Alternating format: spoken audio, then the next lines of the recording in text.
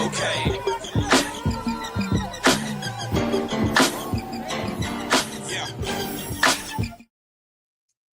Hello, everyone. Good evening. Just 2 minutes behind schedule. Not bad. The conductor's gotten us pretty much on time. You know, we like to be on time here at the Joy Reid Show. Greetings, everyone, and thank you all for tuning in to this extra special bonus edition. This is like our second bonus edition of the week. We are literally a 5-night-a-week show on this week, Jason. Yeah, it's just this week, though. This week we're 5 nights a week because we have been covering the elections, and you know we love an election, and that we're always going to be here to cover it. Sorry, my computer's doing something crazy. Let's hope this one is decided before 2 a.m. Let's just hope, because I think as much as we love you guys and as much as we enjoy hanging out with you, we would like it to not end at 2 a.m. We would love it if we could get out of here at a decent hour. Our goal is to be on here until 10 p.m. We hope that the election will be decided by then. And by election, let me give you a little preview. If you didn't know, if you don't know, now you're about to know. Jason, hit us with A1 so you can know, so the people can know what election they are watching. Power that we've been waiting for is right under this tent.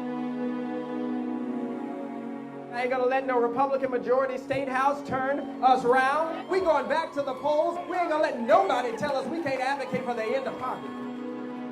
We ain't gonna let nobody tell us we are gonna stop in our movement, in our pursuit of justice. Ain't nobody gonna turn us around. Our titles, our positions, our pedigrees cannot separate us from our service. Now is a time for us to get out of the evil and mean and wrong-headed status quo. We are in need of a movement. The leaders of today, we're in need of a movement. In a time where this Republican Party of Tennessee are more worried about how they can ban books, we're in need of a movement. In a time where nearly 1 in 5 children in the state of Tennessee are in poverty, we are in need of a movement. It is an intergenerational, multi-generational, multi-ethnic, multi-socio-economic movement. No lie can live forever. People rising. We are the movement.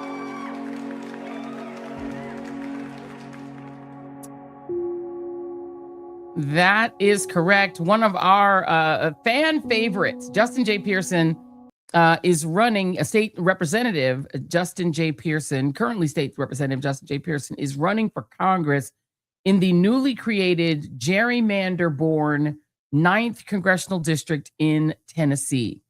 This is the former House seat in a different version of the district of Tennessee Representative Steve Cohen, who is from Memphis, as is Representative Justin J. Pearson.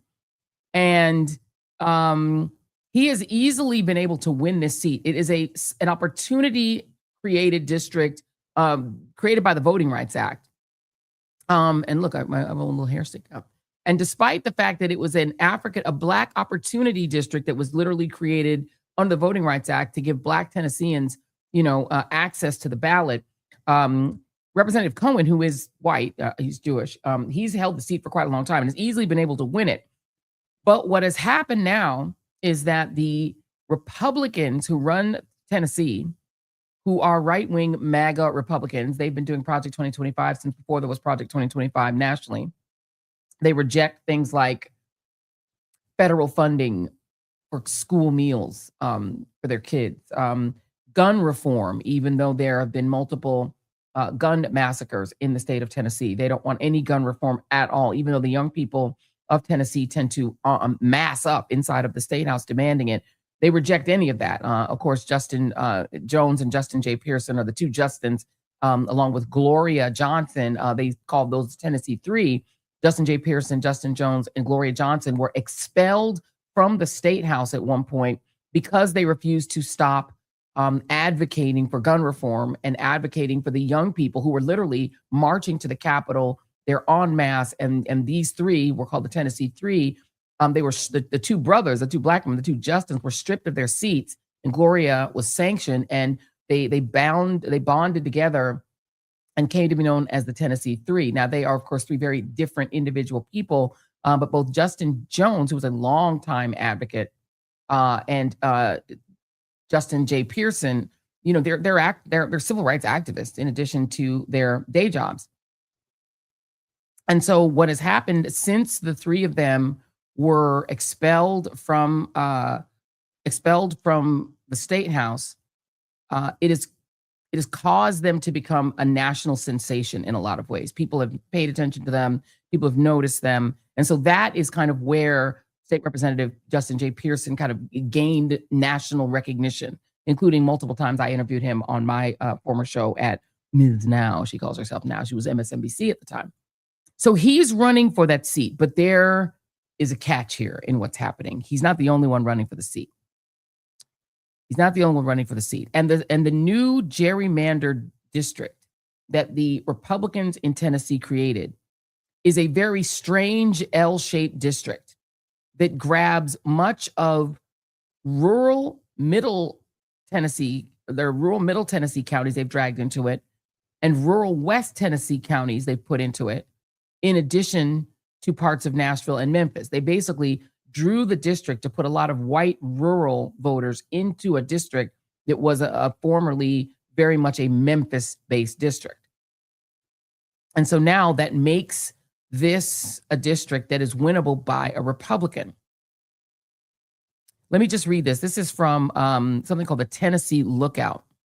The 9th has traditionally been a seat drawn around the Democratic stronghold of Memphis, but the last-minute redistricting and a gerrymander by Republicans now leaves an L-shaped district that pins vast stretches of rural middle and West Tennessee counties between two of the state's richest suburbs in Nashville and Memphis. And then, of course, there's a Republican side where Donald Trump has endorsed Memphis State Senator Brent Taylor, who is the Republican who is the most likely to win. But there are other contenders on that side. Chapel Hill Republican Representative Todd Warner, retired U.S. Army Sergeant Jeremy Thompson, and four-time congressional candidate Charlene Bregman. It's going to be a fight even on the Democratic side because it's not just Justin J. Pearson running. Let me go back here because there are other people running as well.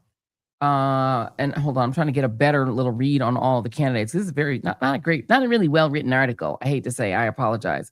The woman who's running against Justin J. Pearson is somebody called State Senator London Lamar. State Senator London Lamar, who is an African-American woman, and then a third person who's a healthcare executive named Jim Torino. So those are the three candidates.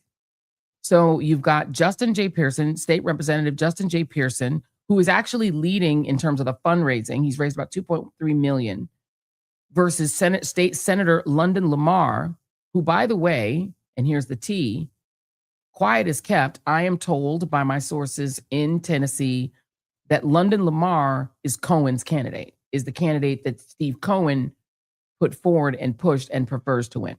So the outgoing congressman who has decided to retire rather than run to try to win this seat, he's retiring, but he apparently is in favor of State Senator London Lamar. That is what my sources in Tennessee tell me, that she is Cohen's candidate. And then the third candidate, Jim Torino, I'm not really sure. I don't really know much about him, but hopefully Mark Thompson is going to join us in a little bit. And hopefully he knows a little bit more about some of these individual people. But that is the sort of setup for what's going to happen tonight. So we're going to watch those polls and see how that comes out and do what we did on Tuesday night, but hopefully not until 2 a.m. Let me give you guys some other news that's out while we're here, because there's been some developments in the him maybe downstairs story of Mitch McConnell. And I want you all to look at the screen, because I think what you're seeing is an example of the problems with mainstream media that we're kind of challenged with in this era, when you have so much disinformation and so much dishonesty. Look at that headline. Mitch McConnell says he's been discharged from the rehab center and will continue recovery at home. Did McConnell say that? Do you have a tape of him saying that? Did he say it to CNN? Did he say it on tape? No, he didn't. This is the way that the CNN article reads. Senator Mitch McConnell said on Thursday, did he say it? That he's been discharged from the rehabilitation center where he had been recovering after a fall and will continue to recover at home. Then they read a statement from Mitch McConnell. It says, earlier today, I was discharged from the rehabilitation center to continue my recovery at home. Elaine Chao, that's his wife, former transportation secretary, and I are grateful for the many well wishes and support from friends, colleagues, and Kentuckians, and for the attentive care I've received from the excellent doctors, nurses, therapists, and hospital staff. And then they add the part that is actually the headline. The Kentucky Republican said in a statement, meaning they didn't hear him say it. He didn't say it to CNN. He didn't say it on tape or on camera. Someone released a statement. The more accurate headline would be statement from McConnell's office says, not Mitch McConnell says, because he didn't say it to anyone who could hear it. And again, if he could say such an eloquent statement praising his healthcare advocates, saying that he's going to recover at home, why can't he just say that to camera? Here's the second half of the statement. On the advice of my doctors, I'll maintain an intensive regimen of physical therapy from home during the state work period, and I'll continue to engage with my staff and colleagues on important state business. Mitch McConnell has never advocated for privacy rights for you. And right now, the government that he is loyal to, the Trump regime, is busy violating your privacy every day, collecting your personal records, your social security records, apparently preparing to change the way that Medicare works so that they can also get your medical records. So heaven be damned. But we don't get to know if Mitch McConnell is even alive. And when he, quote unquote, says something, we're just supposed to repeat that he said it, even though we haven't heard him say it. We're supposed to take that statement at its word that that's Mitch McConnell. Anybody could have written that. His wife could have written it. His aides could have written it. His communications director could have written it. We don't know he wrote that. Where is the evidence that Mitch McConnell wrote that and that he is in fact alive? I haven't seen it. And I think that a journalistic outfit as important and as big and as resourced as CNN could do better than that. Aaron Parnas, who is the very popular content creator, who is the son of Lev Parnas of True Facts, he actually went to the rehabilitation center where Mitch McConnell reportedly is, the place where he reportedly took that now infamous picture of himself in the bed next to Elaine Chao, and then the new one that's supposed to be the updated proof of life without the newspaper. He went there and he just hung out. He couldn't get into the part of the hospital where you obviously have to have permission or be a family member to get in. The same day that you know when he did that? Today. The same day that this statement came out, Aaron Parnas did what I think CNN should do. I think what really well-resourced media should do. And he just went down there. And I think all reporters should be in Tennessee, especially if you're local, should be going down there and attempting to visit. And now one of the things Aaron Parnas said that I think is really smart is that if Mitch McConnell has left that facility while he was there are a bunch of SUVs that are parked outside because he is a United States senator. So there's Secret Service that attends to the hospital or rehabilitation center where he is. So the reason that people felt that they could confirm that he was there is that those SUVs were parked outside. Trying to establish whether anything that's in the statement is true, it will be easy enough to just go and see if the SUVs are still there. Because if the SUVs are still there, he's still in there. He says on the advice of his doctors, he's going to maintain an intensive regimen, or the statement says, I shouldn't say he said, the statement says, on the advice of my doctors, I'll maintain an intensive regimen of physical therapy from home during the state work period, and I'll continue to engage with my staff and colleagues on important Senate business. Well, that's interesting, because if the statement says that you're going to continue to engage with your staff and your colleagues, I think that people should head down to Capitol Hill and try to talk with his staff and his colleagues and find out if they can prove that they've spoken to him. If he's still going to be engaging and working from home, basically, work from home. It's work from home, Mitch. Somebody who has never, by the way, advocated for the kind of policies that will let you work from home. He's opposed any of those policies that would make it easy for you to work from home if you were sick, or for you to get parental leave if you just had a baby. He's not for any of that. But all of a sudden, Mitch McConnell, who, by the way, survived polio as a child, who's against the Affordable Care Act, tried to kill it 60 times when he was Senate Majority Leader. This guy is now saying that while he opposes any healthcare reform that would help you to be able to have privacy for your healthcare, to have your medical records protected from Elon Musk and his dojis, for anything that would give you parental leave, he's against anything that would prevent you getting shot in a mass shooting because he's against all gun reform. He's against any of that. but he gets to maintain his privacy. He's against abortion, meaning he's against the right to privacy for women when they're pregnant, but he wants total privacy. And his aides or his staff or whoever wrote that statement wants us to take them at their word that this statement was written by Mitch McConnell or that Mitch McConnell is in fact alive. I haven't seen any evidence that he's alive. I can't tell you that he's dead. I love to say he's him downstairs like Lindsey Graham, but I don't know that he's him downstairs. I just know that I don't have any proof that he's alive. Well, if you read that paper from CNN, you would assume he was where they stated it. Yeah, let me continue. So in July, after weeks of speculation over his health status, this is another thing, and this is my real beef with the media, with the legacy media, the corporate media, whatever you want to call it. I have to start calling it the mainstream media. We're the mainstream media at this point. The legacy media, this is the continuation of the CNN report. And I don't mean to just pick on CNN because I'm assuming all of the stories on every outlet that is a legacy outlet read the same way. This is what they continue to write. They say in July, after weeks of speculation over his health status, McConnell announced that a fall had landed him in the hospital. Then they quote him again. My doctors have confirmed that I didn't break any bones or suffer a concussion. I didn't have a heart attack or a stroke or have any tumors or hemorrhages, but I was briefly unconscious and was taken to the hospital while receiving excellent care. Over the past several weeks, I've also had to deal with a mild case of pneumonia. And then they add, he said in a statement at the time. Now, I also read that statement, and you know where I found it? On Facebook. It was on Mitch McConnell's official Facebook page. Do you think the United States Senator writes his own Facebook page? Now, I know we here at the Joy Reid Show, I write mine. I write my own Instagram. A lot of people ask me, does someone else write your Instagram? No, I do that. I post my Instagram. But I'm just me, an independent media person in a small business with my husband and our tiny staff. I write my own social media. Does a United States Senator who's 80,000 years old and probably not that social media savvy, he doesn't write his Facebook page. So a post on Facebook, you cannot in any reasonable, logical way use that in a sentence with Mitch McConnell said. Because it's on Mitch McConnell's Facebook page does not mean that he wrote it. It also doesn't mean that he would be capable of writing it. Because if you can write a multi-paragraph tome about your health, you can look into a camera and say words into it.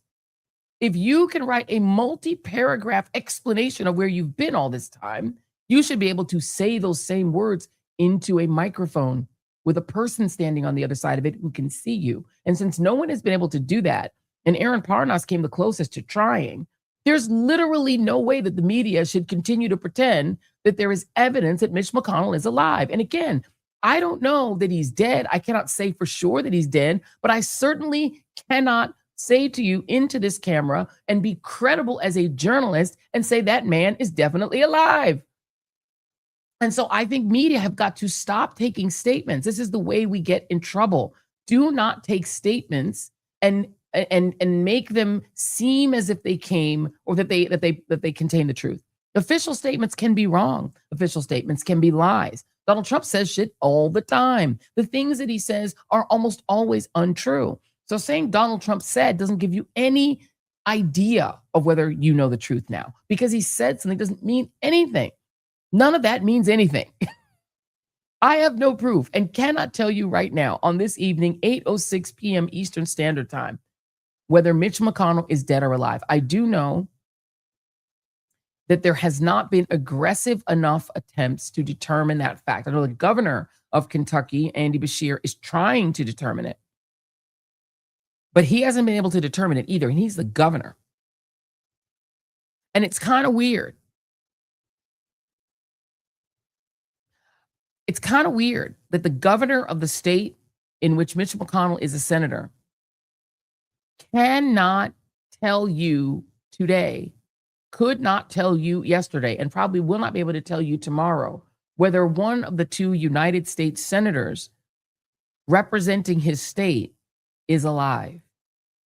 Nor can he replace him if he is alive, but in a vegetative state, because the state legislature, which is controlled by Republicans, shut off his access to some of his own power by passing a law in which he attempted to veto it, but they overrode it. They have a supermajority, which strips him of his powers as governor.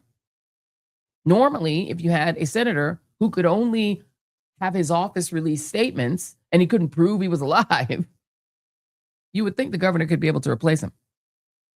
Election day is here in Tennessee. Reading now from the local ABC affiliate. Polling stations across Tennessee opened at 7 a.m. this morning, August 6th. Voters should make sure they arrive at their polling location before polls close at 7 p.m. And I believe that will be 8 p.m. our time, I think. I'm going to check. I believe Tennessee is 1 hour before us. So I believe it's on Central Time. So that means that polls would have just closed. So part of Tennessee is on Standard Time, but some of Tennessee is on Eastern Time. So part of Tennessee is on Central Time, but some of it is on Eastern Time. It's kind of both. So we should start getting returns in at some point, not too long from now. We will see how fast Tennessee is at counting votes. But this is an important race. It's not being seen as blockbuster a race as what we saw in Michigan. So it's not getting the same attention. But I think it's very important, not just because we care about what happens with our friend Justin J. Pearson, Representative Justin J. Pearson, but we care about it because it is one of the races in which you could see a flip in the House because, well, not a flip in the House. This will be a hold, obviously, but Republicans are trying to flip this seat, District 9. So you would see a flip the other way if they're able to get this seat.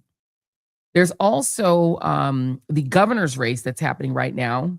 One of the dumbest United States senators, Marsha Blackburn, formerly a senator, is now going to be running for governor. So she's running against somebody named Tricks. And so I don't know why I'm echoing in my own head. But yeah, so there's a governor's race also taking place in the great state of Tennessee. Marsha Blackburn, numbers already coming in. She's going to win that. It's a 3-person race there. And then is a Democrat as well. Mark Thompson has now joined us. Mark, who is a veteran of Tennessee politics and Tennessee civil rights activism. Mark Thompson, good evening, my friend.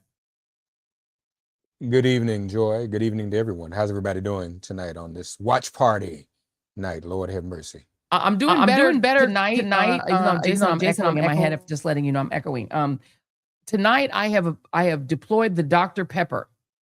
I've decided instead of trying to power through overnight, maybe into 2 a.m. like we did before, this time deploying my mason jar of Dr. Pepper. I got the pepper deployed and ready. So if we end up staying up late, last time I was just drinking water, and I have that too, by the way, don't worry. I've always got my reader cup, and I've got water, plenty of water and water refills. I got some pizza off to the side, but I'm coming ready this time. How are you preparing, Mark? So the Dr. Pepper is for the caffeine?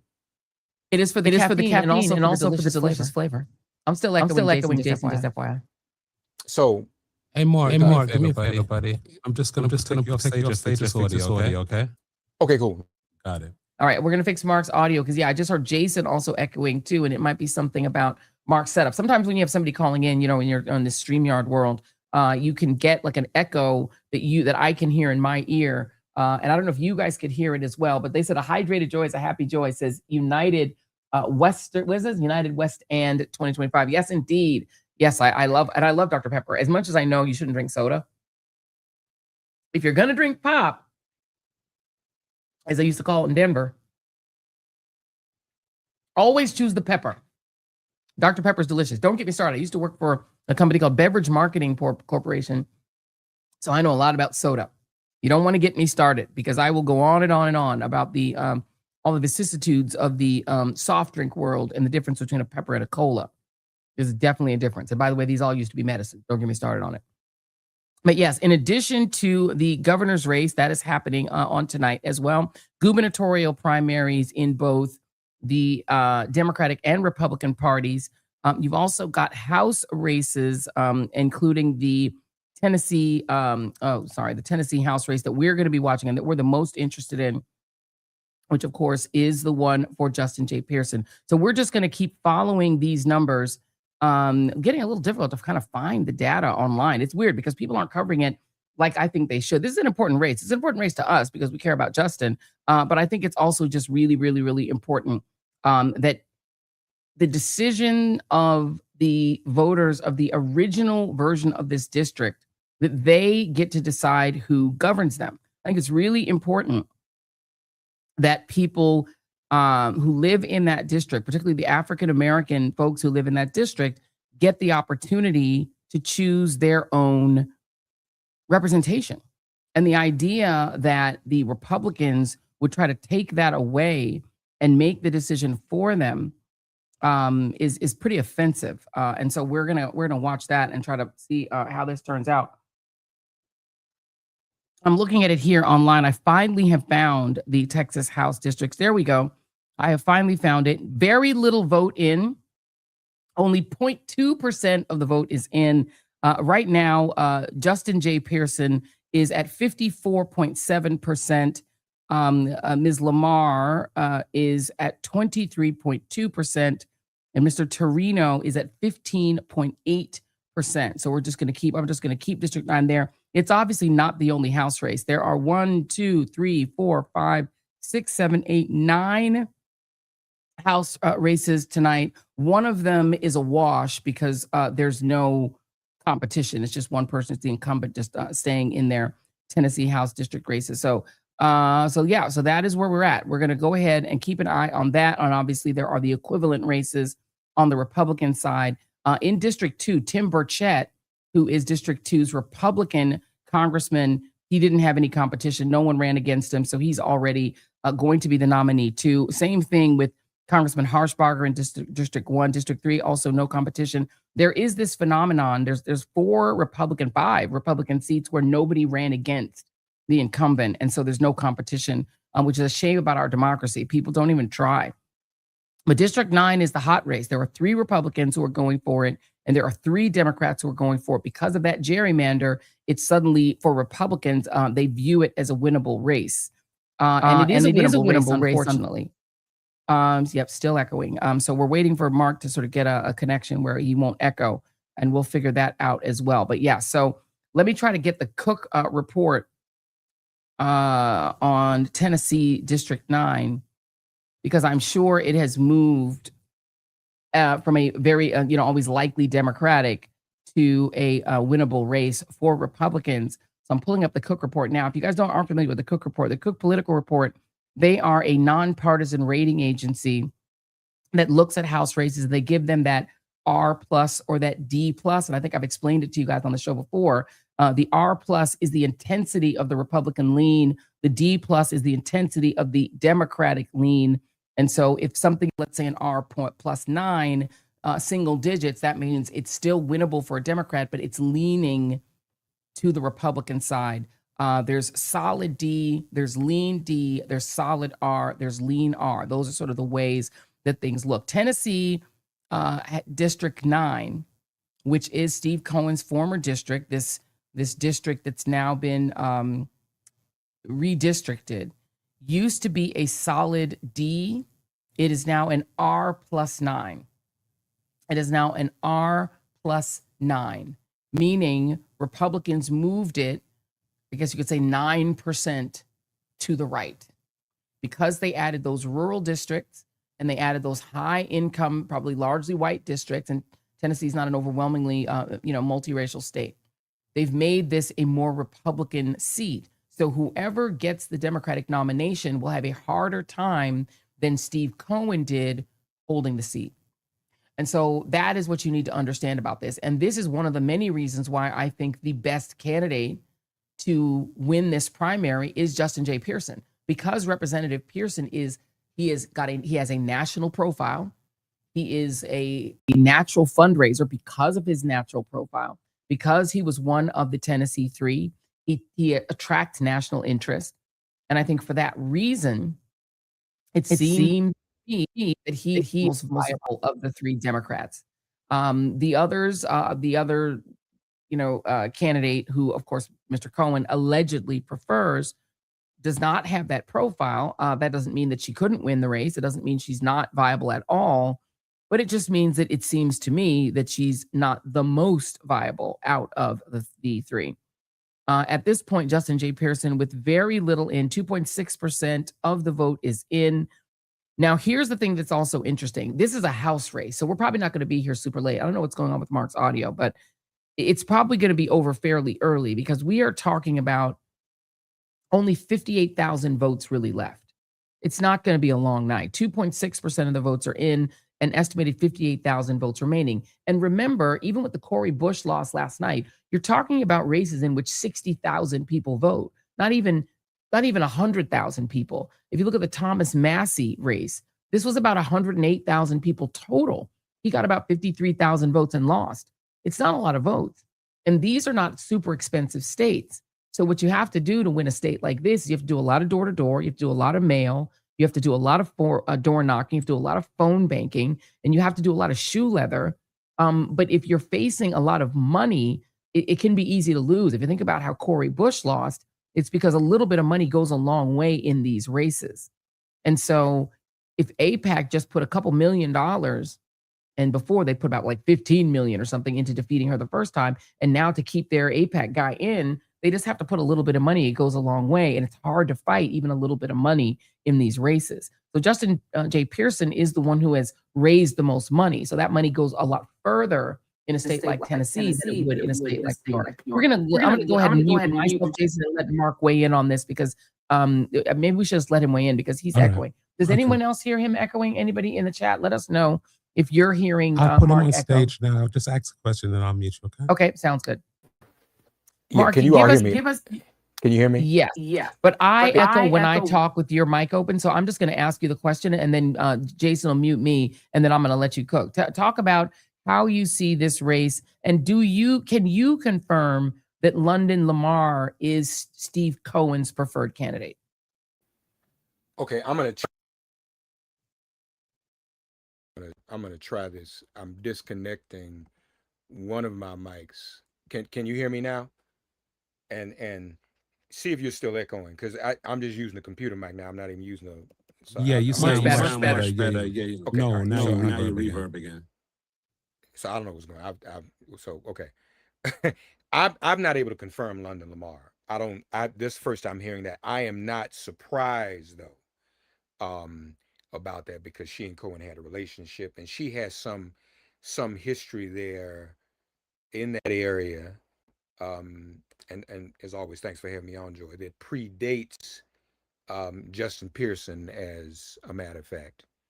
And once again, we're in this position, unfortunately, where we not only have redistricting, but we always have situations where we have more than one African American running for an office, and this happens. So that's unfortunate. But Justin has the most money. I think he has a great deal of momentum as a result of the Tennessee 3, which we covered, Joy. But this is going to be a very, very interesting race, and this will determine whether or not Memphis will continue to be represented by an African American, as it has been for decades, going back to the Harold Ford family, up to when Cohen came in. But he was still accepted and embraced by African-American voters in that African-American district. But I think what Memphis does, Memphis is a case study. It is a prime example, ladies and gentlemen, of what happens under this redistricting.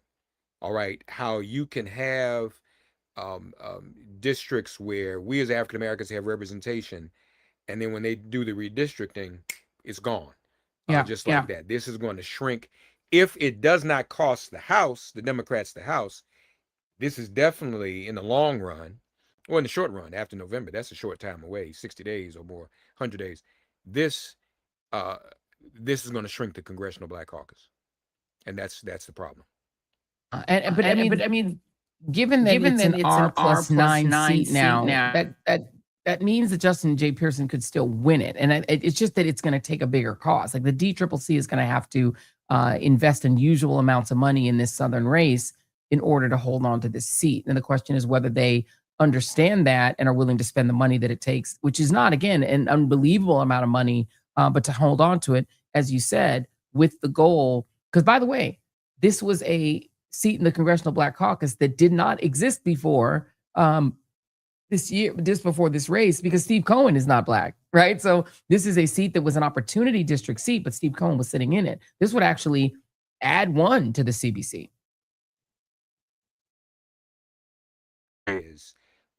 Yes, but we would have to just see what the net is from other CBC seats we might be losing.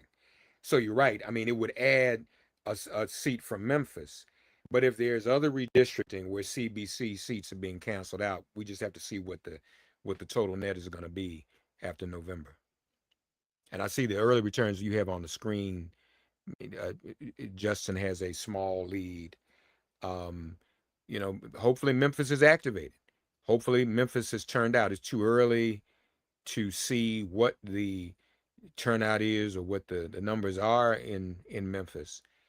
But I'd like to think that people are activated. People are aware of what is happening. People are aware that our voting rights today, by the way, folks, today, August 6, 1965, is the 61st anniversary of the Voting Rights Act of 1965. It was on this day, 61 years ago, that something extraordinary happened. Lyndon Johnson spoke in the rotunda after speaking earlier in the well of the House, "We shall overcome," after Selma. He returned August 6th to the Capitol Rotunda to speak about the passage of the act. Very eloquent speech. They don't even write speeches for presidents like that anymore. And then signed it. That famous photo you see with Dr. King and Reverend Fauntleroy and Dr. Hyde and Clarence Mitchell Jr. And everyone surrounding the president's desk for the signing was not actually in the White House. That was in the Capitol Rotunda. It was packed. So this is an historic day. And I aired the speech a little bit early on a stream I did out of Selma with some of the folks from Selma, Senator Hank Sanders, Congresswoman Terry Sewell. And it was so amazing, Joy. He articulated in his very words what the Voting Rights Act was going to do 61 years ago. And you listen to it, and what he describes point by point is precisely what the Khaled decision took away. He described people going in and monitoring and making sure that redistricting and polling was not discriminatory. And then he said, if you all don't want that type of monitoring, if you don't want that type of accountability and scrutiny, do the right thing and open the polls for everybody. So by saying that, it was really crystallized today, hearing it again in detail. A lot of us don't watch the whole thing. We see the signing ceremony, but if you listen to the speech, word by word, that's what the Supreme Court and this movement, this John Roberts movement that began with Ronald Reagan. He was a attorney in the Reagan White House that did not want Reagan to reauthorize the Voting Rights Act of 1965. Fought it. Reagan did it anyway. Reagan said when he signed the reauthorization, this is the crown jewel of the civil rights movement. Reagan said that himself, believe it or not. And John Roberts has fought it ever since. Amy Coney Barrett, like Brett Kavanaugh, John Roberts, after the Reagan administration, were all lawyers on the Bush team in Bush v. Gore in Florida. All three of them. Them folks didn't fall out of the sky under a cabbage patch. That's where they came from. Now, all three of them have been rewarded with the Supreme Court. I know we like to forget about W. Trump's so bad. And W looks great now because he gives Michelle Obama minutes, right. But y'all, this was his team. His team gutted the Voting Rights Act, all three of them, with the help of others, of course. But that's a critical number, those three, and that's their reward. 2000 election compromise results in the loss of the Voting Rights Act in 2026. 150 years ago, the 1876 election compromise resulted in the loss of our right to vote after Reconstruction. So this is history repeating itself. We're talking about 250. We need to be talking about 150 because that's where the deal went down. You know, there is some data though that suggests that, and Janae Nelson has been, sharing this information around that the gutting of the Voting Rights Act by the Roberts Court with Clarence Thomas's meaningful contribution has actually caused Black voters, particularly in the South, to be more interested in voting, that they're actually getting the opposite of the effect that they wanted, that they intended for this to demoralize Black voters, but that in a material way, it's actually encouraged African-American voters. What do you make of that? That's factual. That has been documented. And there have been other moments in history where the mere threat to our right to vote, the mere threat to our right to vote has mobilized Black voters. So hopefully it is the case. The problem, see, here's the risk though. If the mobilization is not everything it ought to be, why might that be? Might that be because when we've been mobilized, when we've done our job, Democrats in power become milquetoast and unassertive and don't follow through. We should not be in this position. Democrats are going to have to, man up, so to speak, or person up. I hate to sound sexist. I don't know what the word, but get rid of the filibuster.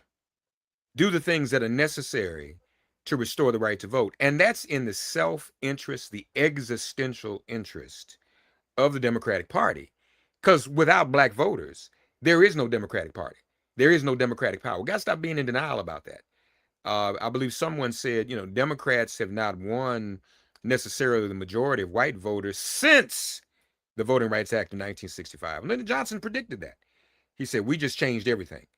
Dixiecrats became Republicans after the Voting Rights Act of 1965. So this is the fundamental struggle that America faces. It's not going to go away unless things are put in place like getting rid of the filibuster, like expanding the Supreme Court and giving it term limits, if we're going to have democracy. And really, democracy is the ideal, not necessarily partisanship. Voting Rights Act granted democracy. The Voting Rights Act helped everyone. Folks, there's fine print in all these amendments. This amendment is subject to enforcement by Congress. We get excited about amendments, but Congress has to enforce it, which is ridiculous to me. Passed amendment ought to just be. The Voting Rights Act enforced the 19th Amendment for women after all those years. The Voting Rights Act paved the way for multilingual ballots and for the American Disabilities Act and what it provided voters. Because keep in mind, there were quizzes and questions and poll tests for African Americans, but they were the same for women. They were the same test for women, and particularly the same test for those who suffered any type of disability. So the Voting Rights Act protected all of those parties, all of those classifications. And unless we're trying to restore that, if you're Republican, you're against it. If you're Democrat and you're weak on it, you're not in favor of democracy. And that's much bigger than partisanship. Yeah. And let me note this, just if you could just mute Mark's mic, because the rebirth is still happening, is that, the fear that I think I have and sort of the conclusion I've come to, and even looking back on what we consider the good old days in the Clinton administration, is that one of the reasons that there's not a lot of vocal support for the Voting Rights Act, not a lot of vocal defense of it and of, the CBC and Black Power, et cetera, is that the Democratic Party, it turns out, really likes moderation. It really doesn't like to have what they consider to be radical demands made on them. And if people were really able to get the progressive demands that Black voters push for and have traditionally wanted, if Jesse Jackson had gotten his agenda through, it would force even corporate Democrats to do some uncomfortable things for themselves, right? Like they wanted to do, we talked about this the other day, they wanted to do universal health care, sure, but not Medicare for all, right? Like they're like, hold on now, you guys are getting a little bit too salty here, trying to do too many things that they consider to be radical, because they're also beholden to certain corporate donors. And so I think the fear of a Black planet, if you want to use the Public Enemy former album cover from back in the day, because for them, they fear the return of a Reconstruction style government, which did radical things like free public school for all children, Black and white, which tried to push for access to healthcare and retirement, pensions, like things like that. that they don't necessarily want to do either, that their donors don't love either. They want to do modest, moderate change. And if you let people get all Jesse Jackson on from 1984 and 88, I think that and that they want just enough African American voter support to stay elected, but not so much to get people to think, wait a minute, we can have nicer things. And I'm not saying all Democrats. I think that there's a corporate elite inside the Democratic Party, just like there is a radical fascist elite on the Republican side. And obviously the Republicans are much worse and the Democrats are far preferable. And we want them to win. We want them to be in charge. But we also have to figure out a way to get them to understand that it's not enough for them to just be there. Like, we're just not happy that y'all are there and you have gavels and you have good jobs. We need good jobs. We need healthcare. We need preschool accessible to all Americans. We need you to radically restore bodily autonomy for women. You have to get rid of the filibuster and add DC, Puerto Rico, DC and Puerto Rico as states. It's a no-brainer to overcome the Republicans' rural fake majority with 2 freaking Dakotas. You only need 2. You only need 1. So, I mean, I just think that they don't like the radical vision, which is why I think they're not that pressed if there's a smaller seat, CBC. Not that the Congressional Black Caucus is all that radical, by the way, because they've become very middle of the road, very safe, we don't want to really, challenge AIPAC. Even they've become pretty safe, but you still got a few Maxine Waters up in there. I hate to. I'll start with the last point first. Congressional Black Caucus, and this is, pretty much an objective reality. There's sort of a rule, sometimes spoken, sometimes written and unwritten, that caucus members are not meant to overshadow one another. And whichever caucus member has a certain pet project, that's the project that needs to be focused. I don't know if we, Jason, we want to hear that audio from Tennessee. I don't know. No, I think we're good. We only have 6.8% in. Okay, so that's part of the problem. So, and I'm not, trying to be offensive. Many of our Black Caucus members I know personally have grown up with and love, but either subconsciously or consciously, and Maxine has said this to me, Mark, if there's a member who's not doing what they need to do, other Black Caucus members, it's kind of a rule. We don't call them out. We don't call out our own members within the Congressional Black Caucus, even when things need to happen in a certain way. So I just want people to understand that that's a cultural thing that we need to figure out. That's number one. As far as what you said about Democrats, you're absolutely right. It's as if Democrats are still trying to go back and get the population that was lost after 1965, and somehow and Clinton, for all he did, he also did this. He came up with the DLC. Let's do something more moderate. Let's do something closer to conservatism, so to speak. And so this center piece is happening. So you either had Democrats right in the center, or you have some in the center, a handful, not a majority, in the center left, and that's problematic because it's not motivating the next generation at all. It's not speaking to this generation even younger than you and me, Joy, that really is inspired by action and activism. That's why El Sayed won in Michigan. Why are we against El Sayed? And African Americans have been more loyal than anything. We were going to leave in 1984. We were ready to go. Rem Jackson should have been the vice presidential nominee. They didn't do it. So the compromise was, okay, we won't leave, but you got to pick a woman.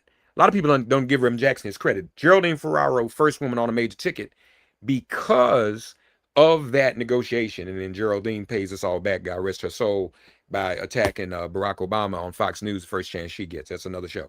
1988, same type of thing. We had what it took to leave, and we can debate, and someone ultimately must assess whether we should have left, whether we should have done something different. Some of us went on ahead a few years later and formed a Black political party anyway. But even then, when we did that, when we founded the Umoja Party, Joy, it was a lot of Black Democrats who were like, well, we don't want to leave. Now, if the Umoja Party was on the ballot with the Democratic candidates and they weren't in competition, we could get Democratic votes and Umoja Party votes, kind of the way the Working Families Party works today. And the Working Families Party has done an excellent job in a lot of these states creating that opportunity for Democrats to vote for both and to make some. They had a clean sweep the other night in terms of Working Families Party candidates and DSA. And that's Working Families. Now the DSA is even newer in coming into this. They're breaking the door down even quicker than the Working Families Party has.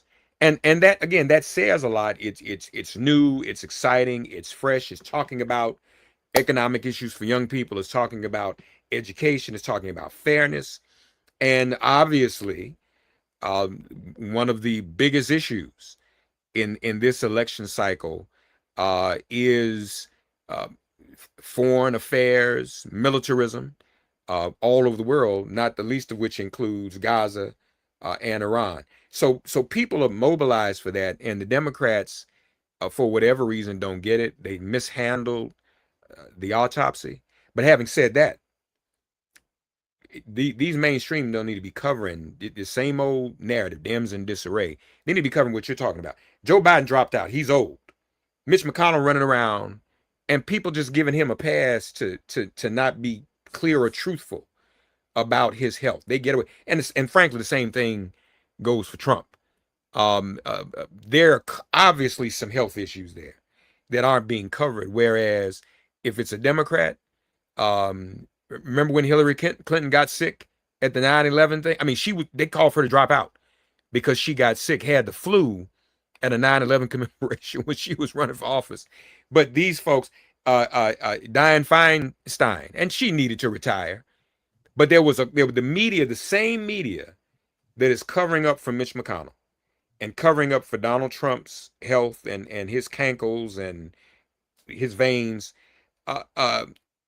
doesn't afford that to Democrats. So yes, Democrats need to get themselves together, but also this mainstream media could be a bit more fair as we see Justin. I think Justin's going to be all right. I think Justin's going to Mark's Mike, please, Jason. So because I agree with you, and I think the answer to what you just said, Mark, is that we need more Justin Pearsons. I was just scrolling through the Congressional Progressive Caucus, and so the thing about it is when the progressive wing is just the squad, when it's a half a dozen people who have to fight Nancy Pelosi all the way on down and get kicked around every time they try to stand together for the people and to fight for the most progressive. I mean, this is what they're supposed to do, fight for the most progressive bills possible. They get accused of being against the party, get accused of making the party lose. They get accused of everything but a child of God. They get called names. As long as they're a tiny, small caucus, it's very difficult for them to be able to move the party in their direction, even though their beliefs and their positions are actually majority positions among the Democratic base. And I think the Democratic leisure class, which is what Reverend Jackson used to call the DLC, which was what was created by Bill Clinton and his friends, this centrist third way politics that says, the palliative in the 90s was a great economy. We all had money. Everybody had money to spend. That tax increase by the combination of George Herbert Walker Bush and Bill Clinton really made the economy cook. Everybody had jobs. They had great jobs. People could leave their job, go to a new job. And that great economy was a palliative so that people didn't really ask for that much. So you could do the crime bill and people really weren't going to complain. In fact, they're like, good, fight crime. We want fewer robberies and murders in our streets. And so he got away with a lot that normally would have made people upset. Lonnie Lanier, he would have paid for in any other economy, but he was able to get away with that. And so people love Bill Clinton. He played the saxophone. He seemed to understand us. And people were like, ooh, he's a Southern friend. Like, he was able to get away with it. And he was a very popular president because of the economic boom at the time. But the reality is, you think about the opportunity cost of moderation, whether it's in the Clinton era or in the Obama era. The economic cost of moderation is that we don't have universal health care, that we barely finally got an Emmett Till anti-lynching act after a long time and a lot of fight. We weren't able to get the John Lewis bill through, and even the one that would have passed was watered all the way down. We got universal health care, but not Medicare for all, because that was stripped out by Democrats, by Joe Lieberman. So you keep going through, and the moderates keep tamping down people's vision. So the reason tonight matters, as far as I'm concerned, is that it would put one more real, true fighting progressive in the caucus. So people like Greg Kassar, who is the chair of the Progressive Caucus, people like Ilhan Omar, people like Pramila Jayapal, who's been out there really doing the real work. Maxwell Frost, who was the youngest member of Congress, even younger than AOC herself, Delia Ramirez, Latifah Simon. I mean, people who are like real, progressive, Rashida Tlaib. There's some of these people who are real fighters, and they need a bigger squad, because if they can become a caucus the size of the CBC, it becomes very hard for House leadership, even if it's Hakeem Jeffries, who is a moderate, to ignore them. Then, just like what the Tea Party did with the Republican Party, they would be a caucus that would be the definitive caucus in what passes. If we can make that progressive caucus the caucus that determines what passes, the leadership will bend the knee. That is my theory of politics. Your thought? Right. Well, let me respond quickly, and then I'm gonna make a suggestion. You're absolutely right. It's changing. It's going to inevitably change. There's going to be a turnover. This is a new generation. Be it the Maxwell Frost, the squad, the El Saids coming in. In the next few years, it's just going to be straight up attrition. And some of these folks who are gatekeepers are going to just have to get on out the way. The DSA is on the march. The Working Families Party's on the march. Some folk are talking about other political parties. First of all, we need a multi-party democracy. We need a movement in the states, because it's run by the states, these elections, for greater ballot access for parties. Let me make a suggestion, because I know how this platform works sometimes. Jason, I'm going to go out and come back in and see if that helps with this audio, okay? I'm going to bounce out and then come right back in. Sometimes that fixes it automatically, because I don't have anything turned on over here. I'm just bare. So let me do that, and I'll come right back, okay? Reboot your system. All right, I'll be right back. Yeah, I think even with Mark's audio on, even you are reverbing as well. But I mean, I think, Mark makes a salient point, is that the attrition is coming, the turnover is coming. We went from the, Reagan era to the Clinton era pretty quickly. And inside the Democratic Party, people then resolved themselves to be more like Bill Clinton, that kind of populist, accessible, not populist, but sort of popular, accessible politics that puts forward like culture. He did the apology for slavery, which really made the right hopping mad, and he was trying to do things to make Black folks feel seen. Record hiring of African Americans in the federal government. A lot of those jobs that are being snatched away by Doge and those good government jobs in the federal government happened during the Clinton era. I mean, Bill Clinton had record numbers of people that he was hiring for federal jobs who were African American. He did a great job at that, putting Black folk on the bench, giving people real opportunity, and also obviously making the economy really great so that people could actually feel like the American dream was possible. Record home ownership under Clinton, an enviable economy that, of course, George W. Bush destroyed, which is what Republicans always do when they inherit a boom. They turn it into a bust, because all they do is cut taxes for the super rich, and they tank the economy, and then another Democrat has to come along and fix it. You're welcome, Barack Obama.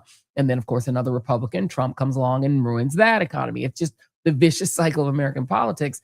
But for the Democratic Party, each time it has gotten a little bit more progressive and done a little bit more. So I would argue that Obama was to the left of Bill Clinton and did a little bit more. He did universal health care. He did DACA, which was an aggressive immigration reform, because he couldn't pass immigration reform through the Congress. And so he did this incredible executive order that unfortunately another president could just rescind.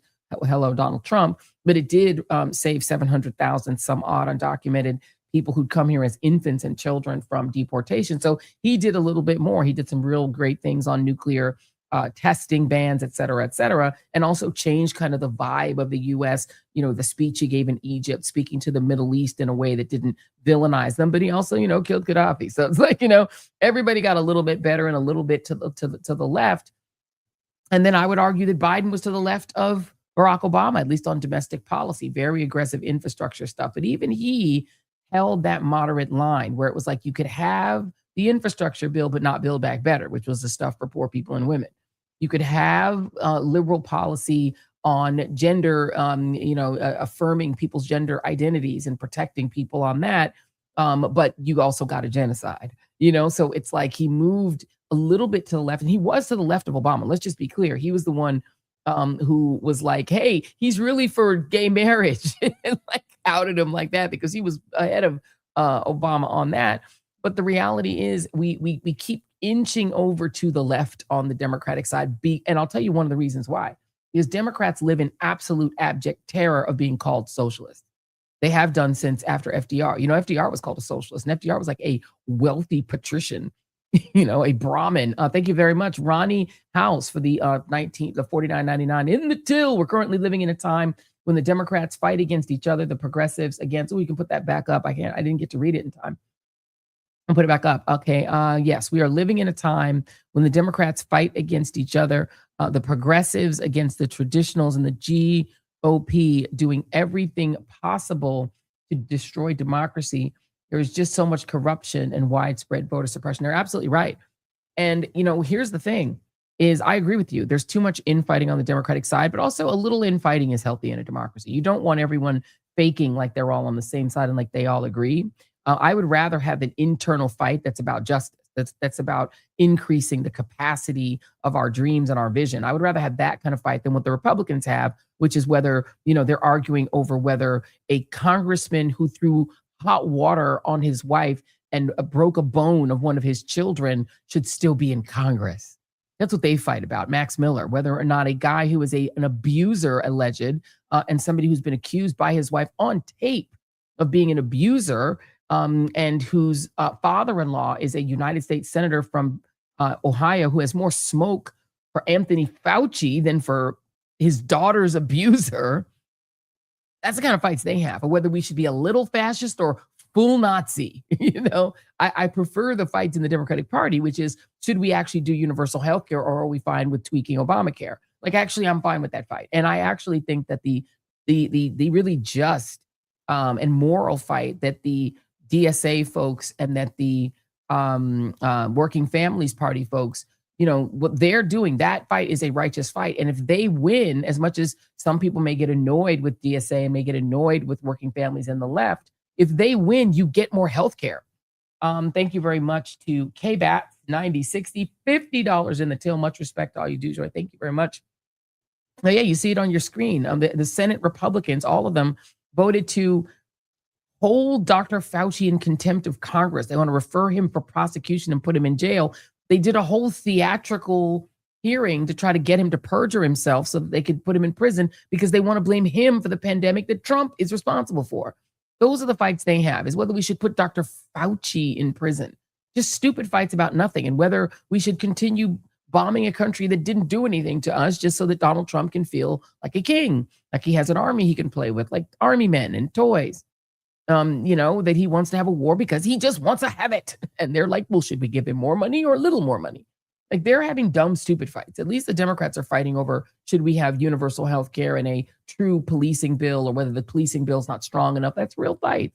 And honestly, the progressives ultimately will win because they're younger, generally. They're coming in and they're going to eventually take over. And when they take over, trust me, we're better off. Each of our Democratic presidents has been a little bit better on domestic policy. We haven't yet gotten one that's a lot better on foreign policy, because all of the, there's a uniparty when it comes to bombing brown people. Like, the uniparty is go to war in the Middle East. Every single one of them bombs the brown people. All of them.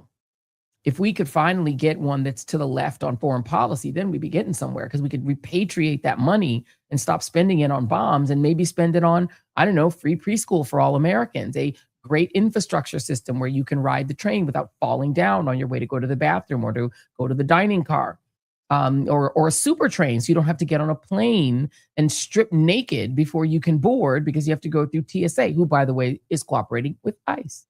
We'd love to have that. We'd love to have good infrastructure. We'd love to have free college like we used to before Ronald Reagan took it away. We'd love to have the good things that the Europeans and the Scandinavians, the Scandinavians that are the Europeans, you know what I'm saying? And that the Japanese have, that the Israelis have. Like, everybody else is living great. We're living foul. We're supposed to be the rich country and we are living foul. So I want the progressives to win, honestly. Whatever that fight is, let Justin J. Pearson get in there, be in Congress, and I want his side to win. I want the progressives to win. Because what's in it for us if the moderates win? Nothing. No change. status quo, going back to the status quo pre-Trump. Well, that wasn't so great, obviously, which is why we got Trump. The system doesn't work. The system has never worked. It doesn't work for regular people. That's why Trump got in the first time, particularly, because people were like, status quo, we don't like it. So yes, we are, and we're also living in a time when the progressives are just on a roll. We just got a change. We got a new little dump here. 9.3% of the results in Justin J. Pearson. Now I say running away with it, but just keep in mind, these are relatively small numbers. This is 3,664 votes, giving him 65.3% of the total, to London Lamar's 1,159 votes, giving her 20.6% of the total. And I will note that I now have confirmed that Steve Cohen did officially endorse London Lamar to be his successor. But she is quite a bit behind Justin J. Pearson. And the third person in the race, M. LaTroy A. Williams, he has 440 votes. So he's in a distant third with 7.8%. On the Republican side, I don't know if you guys even know who any of these people are. Brent Taylor, Todd Warner, Jeremy Thompson. Just know that Brent Taylor is the one Trump endorsed. That's all you need to know on that side, and he'll probably win. And then this district will be an R+9 district. Now, on a national level, if Justin J. Pearson is the nominee, he will have a huge advantage, at least in the mainstream media, over Brent Taylor because of obviously the international or the national name ID. But he's going to need to raise a lot of money, and the DCCC is going to have to do something they're unaccustomed to, which is spend a bunch of money in the South. Because it is worth holding on to this seat. If you're going to take over the House, you also can't lose seats. And the aggressive gerrymandering and contravention to the Voting Rights Act was designed to force the Democrats to lose seats in a cycle in which they naturally stand to gain because of the unpopularity of Trump and his agenda. So naturally, the Democrats, even just because, the Republicans have the White House and both houses of Congress, the sort of natural cycle is that Democrats should gain and they should win the House. But it's even more the case because Trump's disapproval ratings are like at Nixon levels. His approval ratings are down in the low 30s. I've even seen some in the 20s. He's not quite at Nixon, but he's getting close. So those are not the kind of numbers that help a party retake the House. And you'll notice they're increasingly desperate moves to try to hold on to the House, screaming about communism. They're going to their old faithfuls, calling everybody a communist. Nobody's a communist. Saying that the Democrats are going to take away Thanksgiving. By the way, how would they take away Thanksgiving? I think the media has to stop entertaining this stuff without asking some specific questions. I believe that the Mandela Barnes, by the way, has dropped out of the governor's race in Wisconsin. And Mandela Barnes is a sad tale for me because he was one of those ultra progressives who moderated himself to try to win a Senate seat and ended up losing and being the only statewide candidate to lose in that cycle. And, one wonders if he had stayed as progressive as he was, if he had had a chance. I don't really know, but all the other statewide Democrats won. He was running for governor, but he's now dropped his bid for governor. And it's scrambling the race to replace Governor Tony Evers. And that's less than 2 weeks before the primary. In a video posted to social media, Barnes said that it's very clear who our nominee was going to be. And though he didn't name her, Democratic Socialist lawmaker Francesca Hong has led in recent polls. Hong's chief rival for the nomination is now Milwaukee County Executive David Crowley. I think we're going to try to get Mark Thompson back in because I know he has some thoughts on Mandela Barnes. Mandela Barnes dropping out in Wisconsin. Your thoughts? Yeah, that was That sounds so much better. Sorry, Mark. That's great. Yeah, I don't know. I guess we just had to do the redo the thing. All right. That was a surprise. And Mandela's a brother who's had a lot of potential in Wisconsin. This is probably at the end of the road for electoral for him because there was some Me Too allegations. Although it's not certain whether that alone was the reason for him dropping out or others, because I think there was a little bit of a struggle for him to gain momentum and get to front runner status in the first place. So I don't know that he still would have survived without the Me Too allegations. So that's there was an opportunity when he ran for Senate several years ago, for somebody like him to really be a force coming out of a middle of the country state like Wisconsin, coming out of Milwaukee, being able to get to the U.S. Senate, but it was just not to be. And I'll be honest with you, that's the other problem that Democrats are having this cycle. Where are all these people coming from? And I mean, all these things haven't been adjudicated, of course, but we live in a moment where the allegation is problematic. And it doesn't matter whether it's adjudicated. It's troubling to me that you had Plattner, you got Barnes, we saw Swalwell. There's one after another. Dudes, y'all know what y'all been doing. So, and you know the risk you take. So think about that before you jam up a whole electoral cycle, before you jump out there. I mean, be thoughtful. I mean, some people have to be thoughtful about the skeletons they have and the impact that's going to have in a very important election cycle. And then, you know, you have to ask ourselves, so this goes back to the establishment. Who or what are they vetting? You know, when there was an Instagram video that went viral where they were questioning those who called themselves recruiting Plattner. Am I saying his name right? Is it Plattner? Yeah, Graham Plattner. Yeah. And they were like, well, did y'all look at this? I mean, they really had no answer for the things they're saying. And let me say this. Some will say, well, Mark, you crazy because it's unfair. Trump does whatever he wants to do. Harasses, assaults, and there's no standard of him. True, that's true. That's unfair and wrong. But, you know, as our grandparents used to say, two wrongs don't make a right. I think we can still be moral. I don't think we have to say, well, because he does it, we just gonna let somebody else do it with a pass because our tent is so big. Ours is the tent, actually, where the Me Too movement is. The Me Too movement ain't under the Republican tent. Women's equal rights are not under the Republican tent. So that is the constituency that, frankly, is over 50% of the constituency in the Democratic Party. So if you got that kind of stuff going on, yeah, don't run. Just don't run. And it's okay. Do something else. Your ego Start a business. Yeah, do something else. Start a business. And also, again, I think this is the challenge with the sort of traditional Democratic Party. They don't vet their candidates. They just go with who they like or who's been a part of their team, a former staffer, a former colleague's friend, son. They're picking based on old-fashioned criteria, thinking that they're going to use old-fashioned tactics, forgetting the other side has incredible Oppo research and is going to find out all their stuff.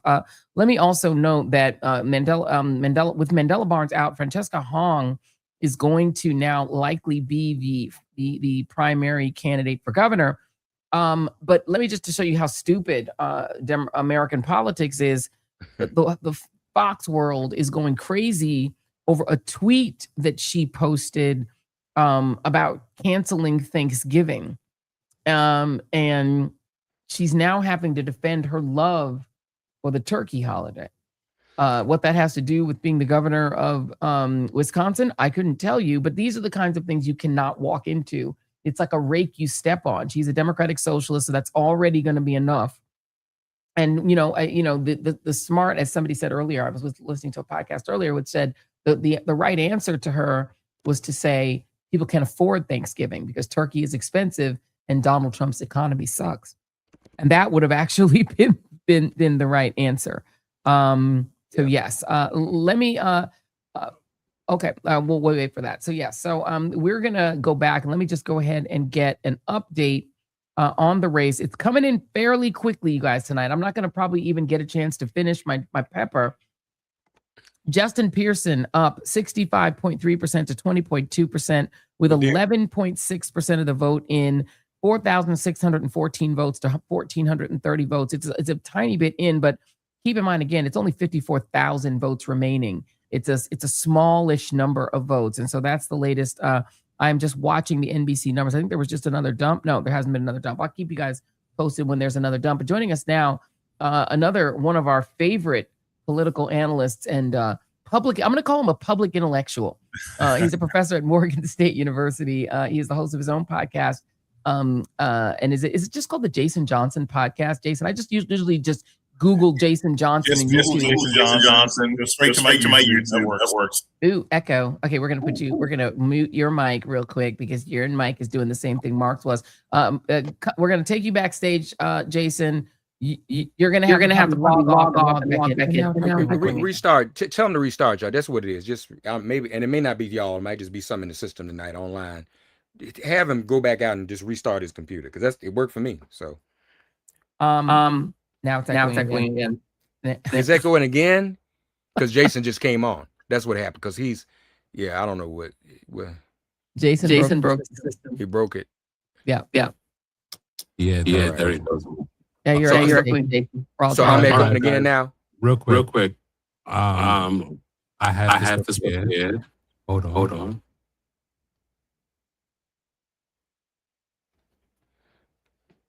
I like that graphic.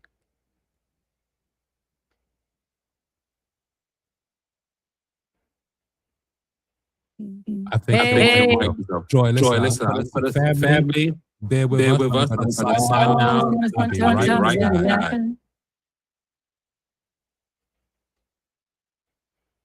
All right, guys, sign out real quick. We'll be right back.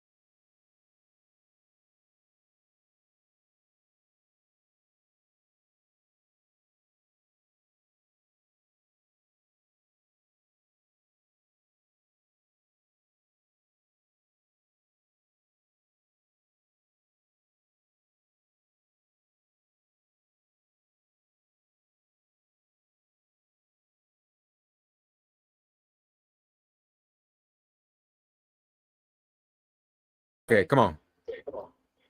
Okay. I'm ready.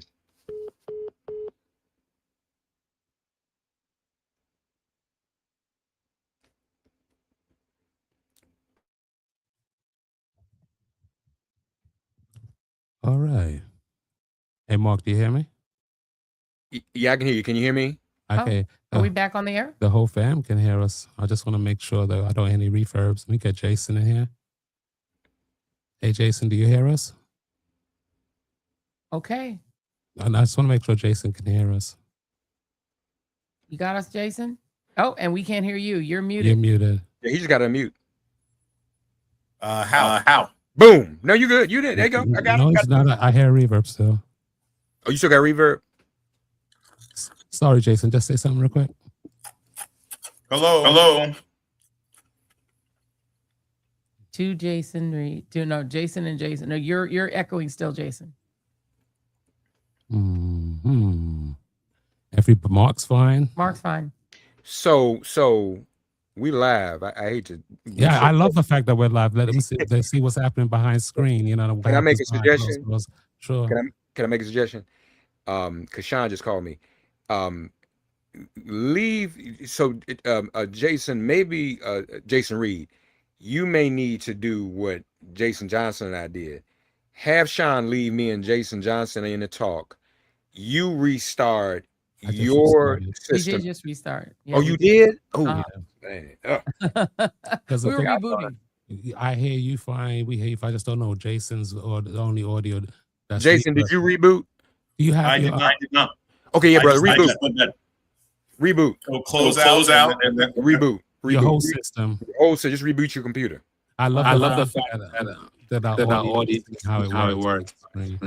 That's all right. We're gonna be all right, y'all. Y'all. This is and let's just say live streaming. Can I just say this though to the audience? You know, what Joy and her husband do is so important. But what you all also witnessing, we working some stuff out because we're gonna be doing some things with and for y'all on a bigger level. I'm, neither don't think I'd be doing nothing. But I was just saying to her, when y'all don't see me in front of the camera, I'm also doing stuff behind the scenes. I was in a meeting today trying to get some stuff set up for us, Miss Joy. So y'all just stay tuned. It's about to be on and popping. All right. So yeah. Okay, it's gonna be worthwhile. So I can give an update on these. All right. Okay, muting Mark's mic. All right, let me give you guys some updates. Indeed, Mark is absolutely right. Never a dull moment in live TV. And this is the way it is. You know, you'd never see this on, I guess, on a major network. They would just go to commercial break and they would just stay in commercial break until they figured it out. But you know, the whole streaming world, it's fascinating because, you know, these companies have all these strange ways and algorithms and issues and problems. But anyway, it's okay. We're gonna work through it. The thing is, before you even get started, Jason's here. I just want to see if his audio's reverb. Okay, let's do it. If it is, I'm just gonna have to mute everybody's mic. So again, you guys can see how it's done in real time. So Joy can't jump in, nobody overtalk each other, and we should be able to make this work. Okay. All right. Let Jason in. Greetings. Are we good? Good. We're good. Oh, it's a miracle. Right. It's a miracle. Christmas right. miracle. Christmas I'm sorry, miracle. Mark, say something. You gotta mute. How about now? Am I good? You're good. You're good. Let's go. Let's get it while it's hot. All right. All right. Let me let Jason weigh in on the significance of this race. Jason, before you jump in, let me just give you all the update. It's a tiny update. 22.4% of the votes in, an estimated 48,000 votes remaining. Justin Pearson maintaining the lead he's had all night. He's still at about more than double his his nearest opponent. He is at 65%. London Lamar, 19.5%. She was the Steve Cohen endorsed candidate, and M. LaTroy Williams at 9.8%. Your thoughts, Jason Johnson? Look, I mean, it's impressive for Justin Pearson. I cannot talk about this race without talking about the larger context that it is a shame that this is happening anyway. We are having this race with illegitimate districts that were created by Republicans and a despicable white nationalist power grab, basically at the command of an authoritarian regime masquerading as democracy and sanctioned by a captured Supreme Court. So we have to look at that. It's sort of like saying, hey, you're the best guitar player, in hell, right? Like this is a bad situation, but we can find something somewhat good about it. Look, Justin Pearson clearly is more of an activist, more of an organizer, much more of a progressive candidate. He had the name recognition. He has the sort of community work and community service. I wouldn't be surprised if he runs away with it tonight. But at the same time, we have to remember that the fact that he's even in this position, the fact that this district even exists, is a reflection of the dysfunctionality of our current democracy. Yeah, and he's also still got to win a general election race that is going to be Trump-infused, Donald Trump having endorsed the likely winner, Brent Taylor, on the Republican side. And the district now, and to stay with you for a second, Jason, for your political science acumen, it's gone from being a solid Democratic district to an R+9 district, which means it's not impossible. It's a single-digit R+, but it still means it's not going to be easy.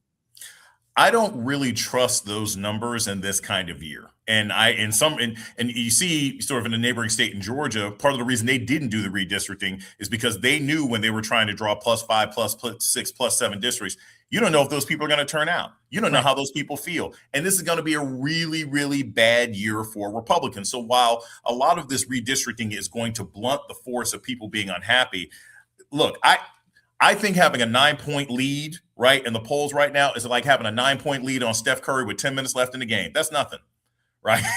So if Justin's hitting threes, that's not going to mean anything by the time we get into campaign season. So I consider this to still be a very competitive district, and one, again, in a good Democratic year, he can still win. Yeah, and not only that, Mark, but it is incumbent on the Democratic Party. And we've been talking a lot about the sort of challenges of the Democratic Party, the sort of moderation, their eye-rolling semi-contempt for progressives. But they've got to literally understand that each district is its own race, is its own issue, and they need every single seat they can. They cannot afford to cede the Cohen seat. And in this case, I would argue that there's going to be a much more motivated Black electorate. The portion of that district that is still African-American is going to be hyper motivated by having had the seat stolen from them. So this is actually a winnable seat, but Democrats are going to have to ignore their contempt for progressives and spend real money. Of course. And I hope you're right. That's been the case in the past. Joy and Jason, there was just a poll recently done by Terrence Woodbury and Hit Strategies, which further showed in this moment, as it has been in the recent past, our voters, the Black electorate, is most motivated when they see their voting rights under attack. It also helps that it is Justin, because everyone saw, Justin both Justins became stars as a result of being persecuted by the Republicans in the state in the first place. And again, we can talk about when Tennessee had Democratic governors and Democratic senators like Al Gore, that he was the vice president. And then once again, this party we talk about and fall in and out of love with, it didn't have a 50-state strategy, and we lost a lot of blue states that became red. Y'all, Lloyd Benson was on the ticket, a Democratic senator from Texas. I've said that to people, and they told me that's not true. We don't believe you. Really, they have they never heard of Ann Richards. What happened? We know what happened, but why did the Democrats cede all that ground? So this is good. It is a winnable seat. And I think it's one of those seats that even those outside of Memphis and that area will be mobilized to go into. I was just on the phone with Cliff Albright earlier, making plans for the Black Voters Matter bus. This is where that's going to count. That's when we will be able to go into this district and mobilize our voters. And there are white liberal Democrats in that area as well, and in Memphis and surrounding. So this is good news. We look forward to this. And I know those Republicans in Tennessee are kicking themselves, Jason, because when we were down there, there was some Republicans having this conversation.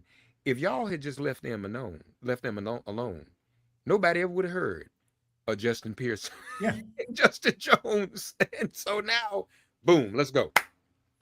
Yeah, look, the thing is, you create your own supervillains, right? Like if it, and oppression, it's and/or, right? Like oppression is a difficult thing to maintain. It creates resistance. It creates heroes. It creates martyrs. Did you say Andor? Did he say Andor? Yeah, we watched it. My man. That's what they see. No, we getting over. We gonna go in there tonight. Come on, keep going. So that's, again, like repression is difficult to maintain. It's not the natural order of things. So when you keep trying to strip people's rights away, when you keep trying to limit their basic desire to express themselves, you create heroes, you create diamonds out of coal. And that's what they've done across the country. Now, I say this, and this is sort of a larger thing when it looks at this idea of sort of progressives versus centrists or whatever it is, Democrats.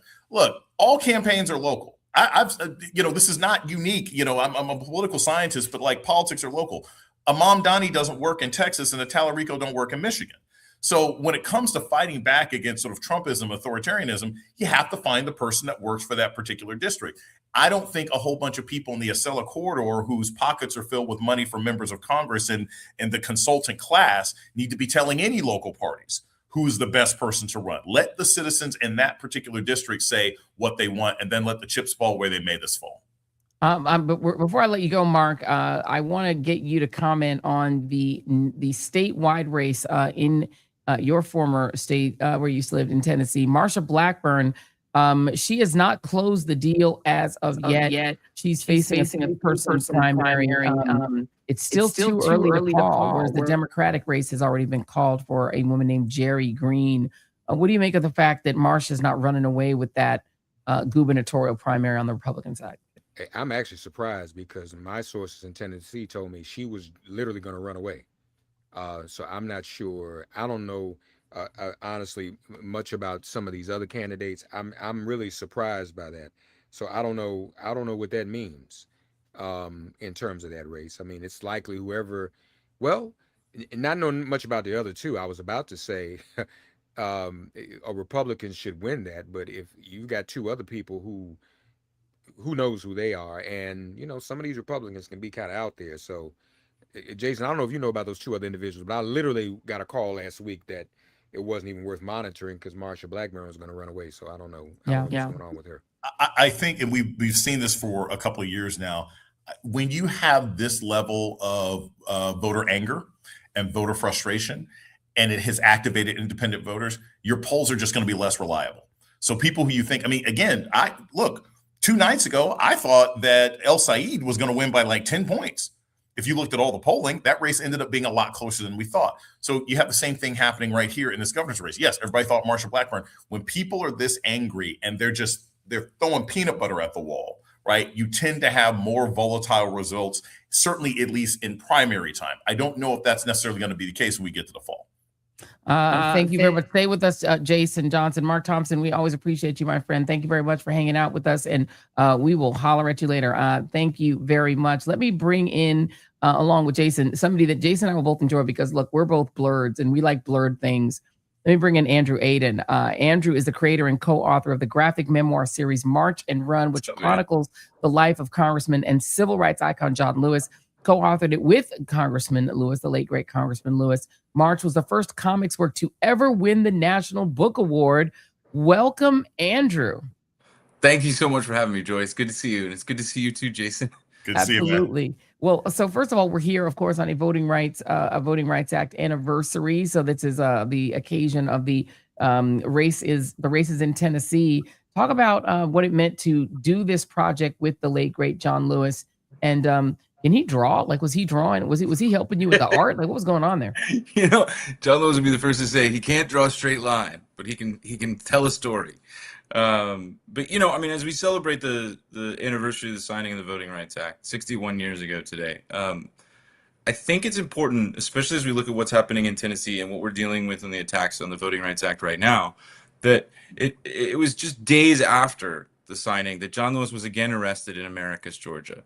Right, he was trying to integrate a church, and then we've got weeks later the Watts uprising. The context of the pushback was so immediate, and I think that part of the history was something that we were trying to suss out in March that was oftentimes not taught in schools or taught to anyone. Right, where we look at it as this great victory, but we forget how immediate the pushback was, how immediately John Lewis was back in the field, organizing, protesting, getting arrested, and being thrown in jail.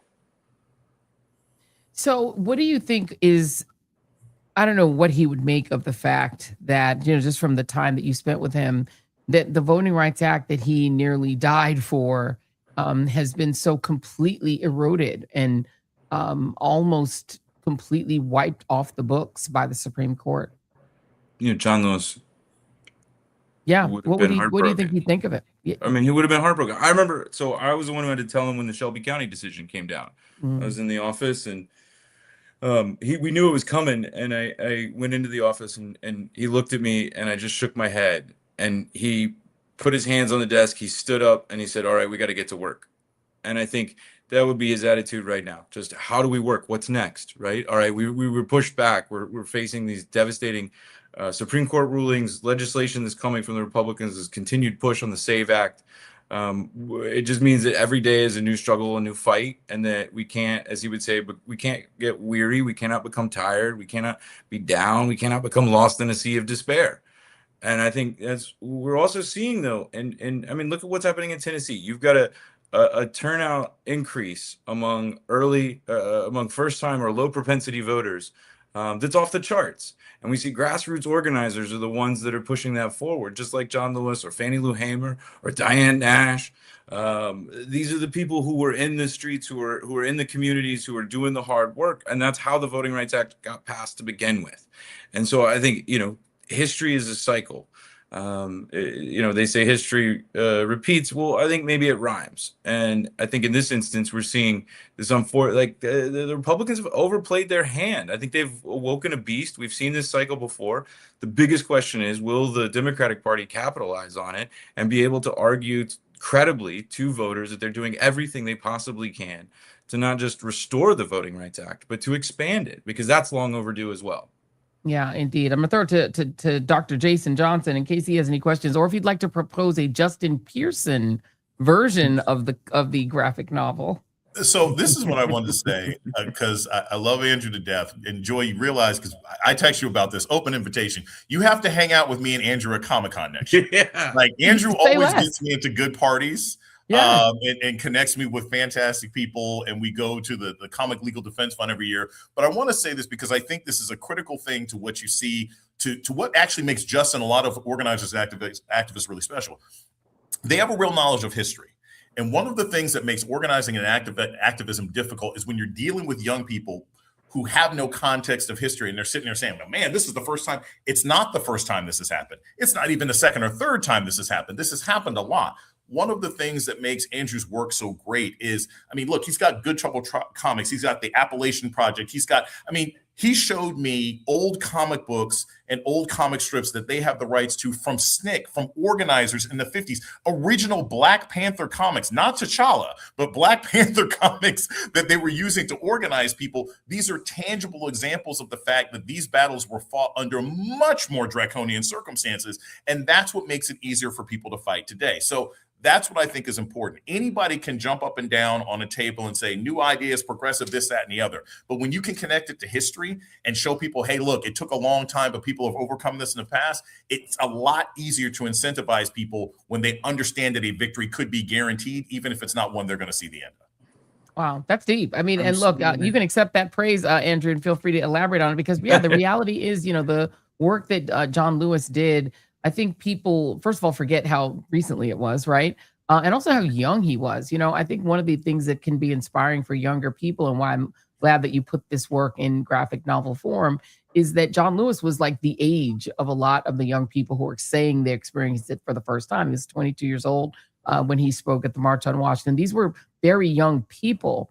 And I think in some ways it's inspiring, I think, for people to realize they don't have to wait until they're my age or some other age in order to be to make a difference. Right. The comics that Jason referenced, we call them comics of the movement. We brought it together, Martin Luther King and the Montgomery Story, the comic that Martin Luther King himself helped edit just before his first child was born. And we put it together with the comics that SNCC made. And I think they are the most relevant comics that we could look to, and these artifacts that we could look to for the history, right? They were made in Lowndes County in early 1966. We've got passage of the Voting Rights Act. They've got the Lowndes County Freedom Organization. And these were students like Cortland Cox and Jennifer Lawson who I'm just going to made these by pause you hand. 1 minute. I would normally never interrupt you, but I just have to know. I wish we had the music. NBC has now officially called the race for former State Senator Justin J. Pearson. Well, he's still State Senator. Justin J. Pearson. He has now officially been declared the winner in the Democratic primary for Tennessee's 9th congressional district, and he ran away with it. Another dump of votes just came in. He's at 64.9% to 24.9%. To 6.8% for the third person in the race. Congratulations to Justin J. Pearson. Only 58.4% of the number of the race is in, but there's no path left for anyone else. Let me let you finish your thought. No, I mean, actually, Justin's a perfect example when you compare him to Julian Bond and what he went through in 1966 later in that year, right? You had the Lowndes County Freedom Organization making their comics in Lowndes County in early 66 to prepare for the first Freedom Day and the first primary. But then Julian wins in Atlanta for the House seat. They won't seat him. And what does he do? He makes a comic in opposition to the Vietnam War. Right? They did the exact same thing to Justin. Now he goes to Congress, right? And he was cognizant of this history the entire time. And I think that's what our job is as storytellers and as people who are trying to facilitate this history. How do we dramatize the conflict, as John Lewis used to say, show that this other generation not only use their creativity, but they use their storytelling ability to show the fundamentals, not just of voting, but of how government worked. Because people are so thirsty for that right now. We are dying for government to work. And when we see elected officials who make it work for people, we act like this is this huge revelation, but this has been the same struggle, the same fight, and it was the Black liberation movement in the South that pioneered many of these techniques that are now being used today. That is deep stuff. We appreciate you. It's great to meet you, Andrew Aiden. I will definitely be hanging out with y'all at Comic-Con. I want that third ticket, whichever that free ticket is. It's mine. Do not let anyone else claim it because I'm going to the parties with you guys. Thank you very much. I appreciate you being here. Thank you for having me. Cheers. Jason, your initial reaction to what we really kind of assumed was going to be the result. One of the things I think is sort of an interesting subtext to this Justin J. Pearson victory is the fact that the outgoing congressman did not endorse him, right. And is considered a pretty liberal congressman, but had another person in mind whom he endorsed. That person did not win. It will be Justin J. Pearson. Yeah, I don't know what in the couchy is going on here. Look, these endorsements ain't holding the way they used to. These incumbent members of Congress, these incumbent governors, they don't have the sway that they used to. And I don't think that's necessarily a reflection of them being disconnected. I think it's a reflection of them, endorsing who they're familiar with, right? I don't think you don't have to have a bad guy. I don't think that Justin Pearson's opponents in the primary were necessarily bad people. I don't necessarily think they were going to sell out the community, but they weren't reflective of the anger, the frustration, and the passion that the voters want to see right now. And that ultimately is going to be the difference. You cannot keep doing politics the same way that you have been. And I think what we're seeing now, and it's not across the board, right? Because in some states you had plenty moderate candidates be successful. But what you're seeing popping up in more and more places, certainly on the Democratic side, is a long delayed reckoning, right? This should have happened 10 or 15 years ago in the Democratic Party. But the Pelosi's and the Schumers and all sorts of other people, they kind of stomped on this kind of movement. The Republicans, their Tea Party takeover took about 6 years. This is taking much longer for the Democrats, but that's where you get your Justin Pearsons. And so again, the real question is, can he win this fall? I think he can, but that's the ultimate challenge. Because again, if he were not to win this fall in a year that looks like it'll be good for Democrats, the only reaction to that is going to be that all the money classes, all the donors, and all the consulting classes in DC are going to see, look what you did. You didn't win the way you were supposed to. So that can't happen. Yeah. And I have to say, and Mandela Barnes, who dropped out of the race for Wisconsin governor on today after having failed to beat Ron Johnson when he ran for the United States Senate, I think is a cautionary tale, which I don't think will happen to Justin, because I think Justin is just not he's a different kind of person tactically. But what tends to happen is that someone like a Justin J. Pearson becomes the nominee, and then the consultants from Washington swoop in on them and say, we need to moderate you.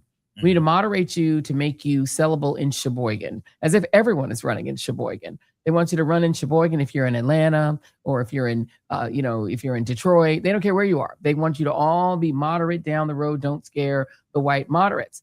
And they modulated Mandela Barnes to the point where he lost his base and he didn't have enough of enough excitement within the community to push him over the edge, even when every other statewide Democratic candidate won, and he was lieutenant governor. So he was familiar to the voters, and it was a tragic outcome that I do lay in some, have to lay it at the feet of his campaign, but you have to lay it at some point at the feet of the consultants too. And God forbid they swoop in and start trying to give advice to Justin J. Pearson. Hopefully he won't take it. Well, look, we saw this in 2024. We started with from the window to the walls, and then by the end, he was a wallflower, right? Like they took everything that made Tim Walz exciting and meme worthy and hilarious. So you can't let these consultant vampires get their team, because all they want, frankly, is money, right? They just want the consultant money. They just want to raise money. They want to go to liberal donors in New York and Miami and raise a bunch of money for candidates that ultimately they're going to take a cut of that fundraising, but they don't care if that candidate wins or loses. And I think, but wait a minute, even to be more specific, Jason, we got to be more specific. They want to raise a bunch of money that they spend on TV, because if you want to find out how generational wealth is being created among the consultant class in the Democratic Party, and by the way, the consultants run the DNC. They are in charge. You can be Jamie Harrison. You can swap out whichever Karen Finney, put whoever you want as the head of the DNC. They aren't really able to do a whole hell of a lot, because the board of the DNC is so calcified by consultants, and they run the joint. And what they want to do is put a bunch of ads on television, because the cut that you make from that is gargantuan in terms of the money that you can earn. And that's all they're doing. They're running TV ads, even though at this point in the year of our Lord 2026, why are you running TV ads? This is a waste of money, but it is the biggest source of income for most local news stations. A quarter of their income usually for the year is in political ads. And it's a huge source of income for the consultants. The consultant class is choking the Democratic Party, as are the corporate Democrats. Your thoughts? Yeah, I completely agree. And you've seen that time and time again. But to your point, Joy, it's up to a candidate who is connected with his or her community to be able to tell those consultants no.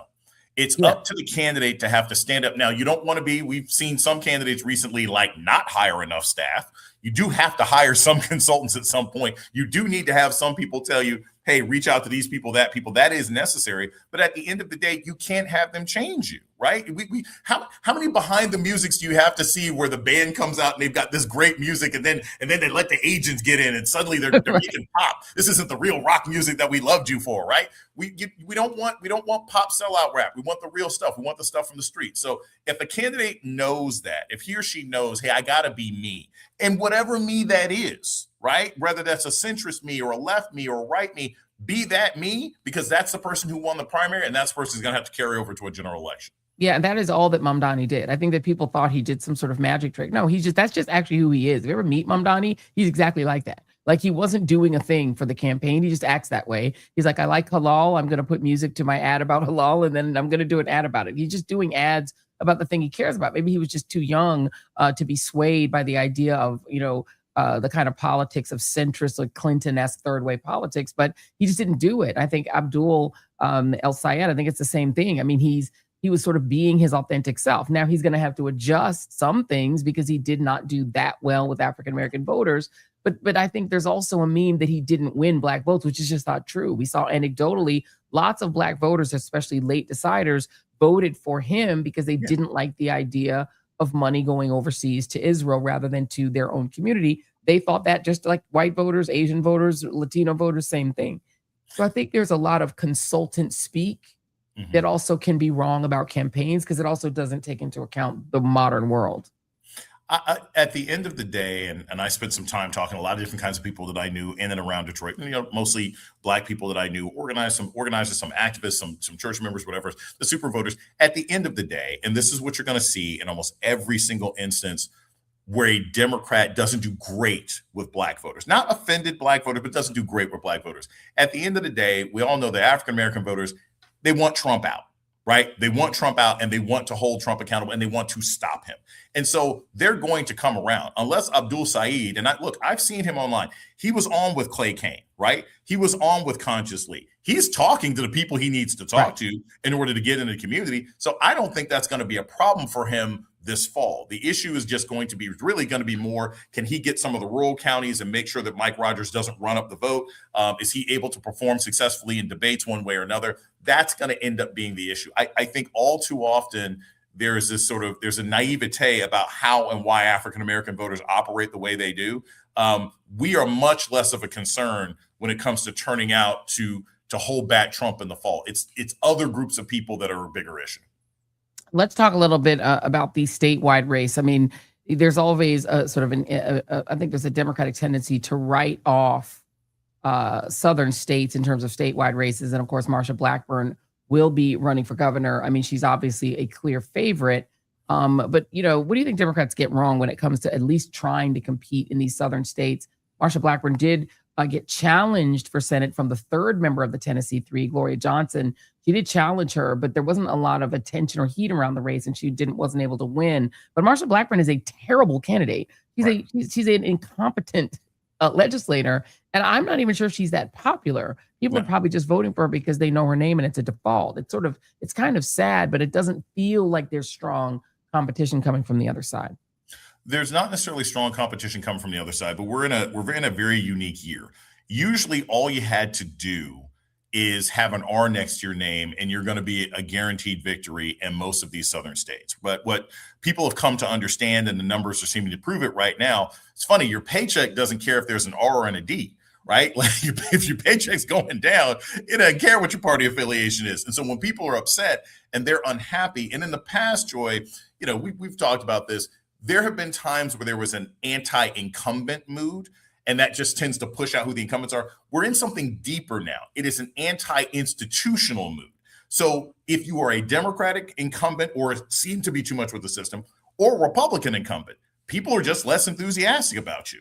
They want people from the outside who seem like they're going to get something done, right? And so ultimately, I think what often happens with, again, a lot of Democratic consultants is that they think we've got to have this perfect candidate. We have to have this tabula rasa candidate that can fit in all these different places in order to win statewide. I don't know that you really have to do that anymore. What you need to do is have somebody that the voters believe is actually going to do something about what their needs are. You have to have someone who appears to be making bold decisions one way or another.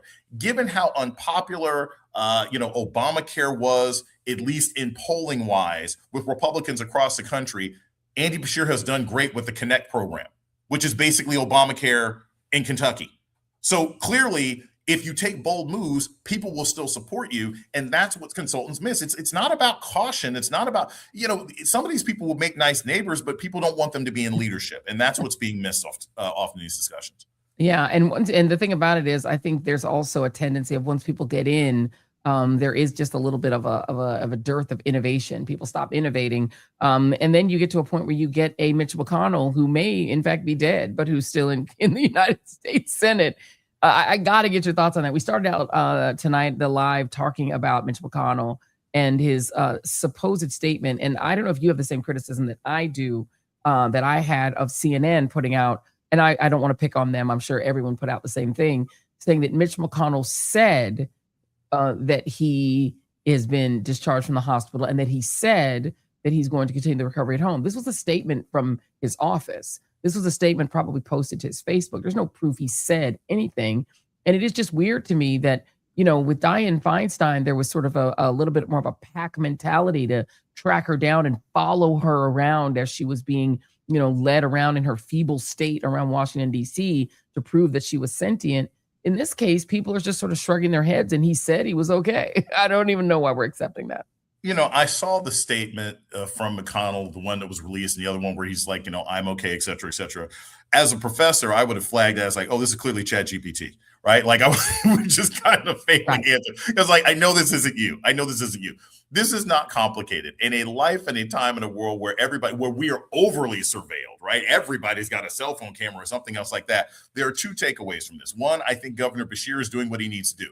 Mitch McConnell is clearly incapacitated. Alive or dead, he is incapacitated. So it means he's not voting. He's not strategizing. So let it be, right? Let it be. And then hope that you can end up winning the seat. I think the second issue, and I say this whether it's sports, I say this in entertainment, and I say this a lot in politics. Joy, to me, the fact that we've gone this long with Mitch McConnell Yeah. not knowing his status is a reflection of the hollowing out of American journalism.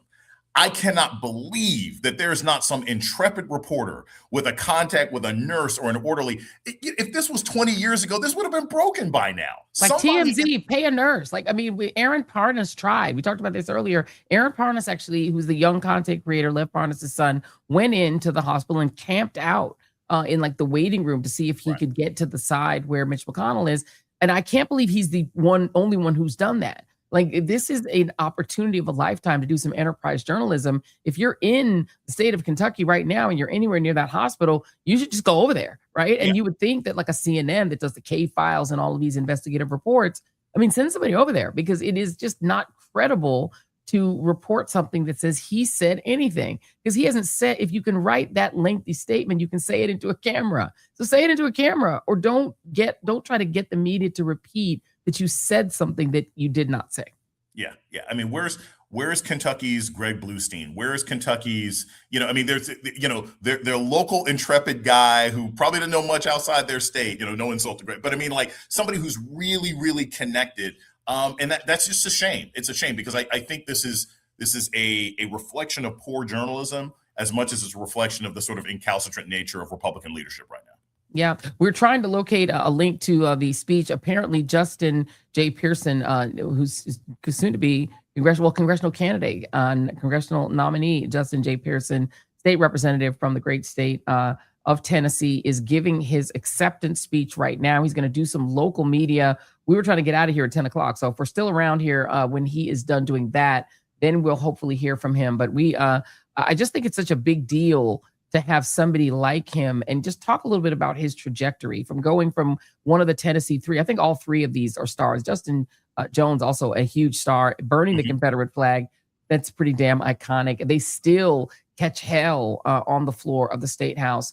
And God bless Gloria, who stands by them 100% and has never been willing to part from them. But those three and their bravery, it really is, to me, the story of the resistance in a red state, where people tend to look away and say, well, I guess that's just the way it is.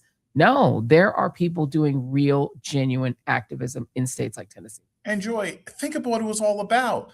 They got in trouble because they wanted better laws to protect kids after mass shootings, right? Like this is one of those things that in political science you're supposed to call a valence issue, right? Like, who in America is in favor of mass shootings?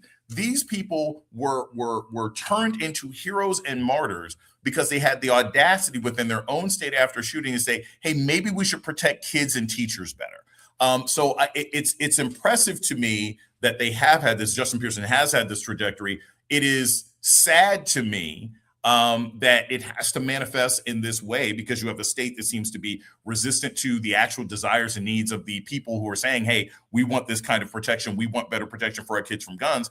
And again, the real test is going to be this fall. If he ends up winning, then all of this works, because quite frankly, Joy, we may not know him or her yet, but there's a Justin Pearson, in Utah.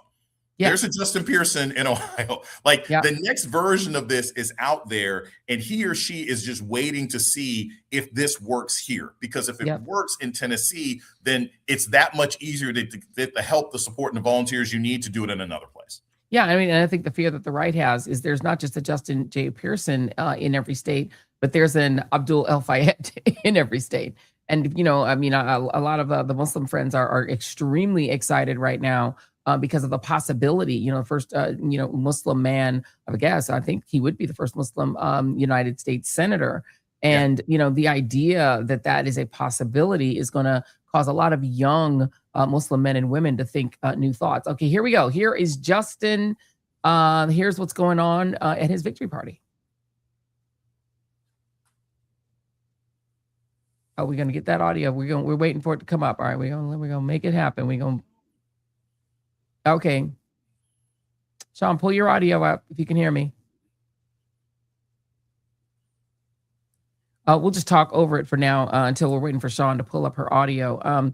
But yeah, it's and if you look at the demographics, the youth, the age demographics that we're seeing there, it just, oh, here we go.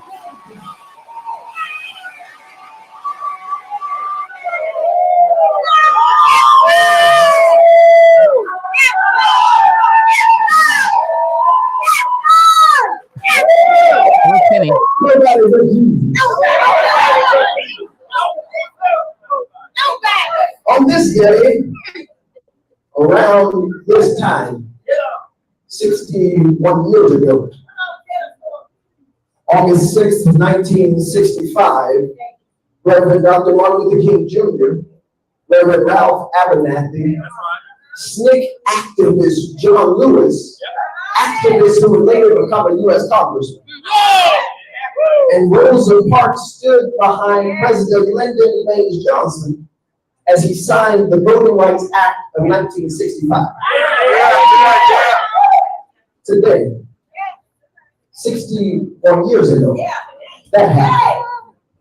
And here we are 61 years later, and that same Voting Rights Act has been surgically undermined by the Supreme Court of the United States, the Tennessee legislature, the governor, and the current president of the United States by separating Memphis and Shelby County, the state's only majority Black congressional district at that time, into thirds. The political dilution and deprivation of our rights is happening in our lifetime. It's a blatant attempt to keep people like us out of power. And an attempt to make us quit. But tonight, we one step closer to Washington. We one step closer to say the U.S. House of Representatives. We are not ready. And we recognize the truth. The Voting Rights Act didn't become a reality because of some folks' goodwill. Edgar Evers was gunned down in his driveway in front of his wife and children. U.S. Army veteran Mr. Maceo Sniper was fatally shot and killed on his mama's porch by an unmasked white lynch mob for voting in Georgia's primary despite threats from the Klan in Taylor County. American Unitarian Universalist minister and civil rights activist Reverend James Reid, whose wife was shot and killed. Viola Louisa, a mother of 5, left Detroit to get down to Selma to march to make sure voting rights would be a reality for people. And as she drove to take one of the young women home, she got shot in the face by Klansmen on the highway, shot and killed. Opening her 5 children. That's the blood of patriots. And it is the blood of patriots on the independence movement. Who refuse to be turned around in the face of white supremacy. Who refuse to be turned around in the face of injustice. Who refuse to be turned around despite the public bill, despite the horses, despite the canines, despite. We're going to pause it just for a moment because I know, Jason, you've got to go. Dr. Jason Johnson, we appreciate you. Thank you for hanging out with us for this watch party for the Tennessee primaries. I appreciate you. Last word on your way out the door, sir. I love a good call and response victory speech. This is what this is what good campaign speeches are all about. Look, I think the most important thing here for everybody to take away from this is, like I said, there's a Justin Pearson in your community. This fight is not over. We're 89, 90 days away from the election. This is going to be a door-to-door, inch by inch, blade of grass by blade of grass, door knocking by door knocking campaign.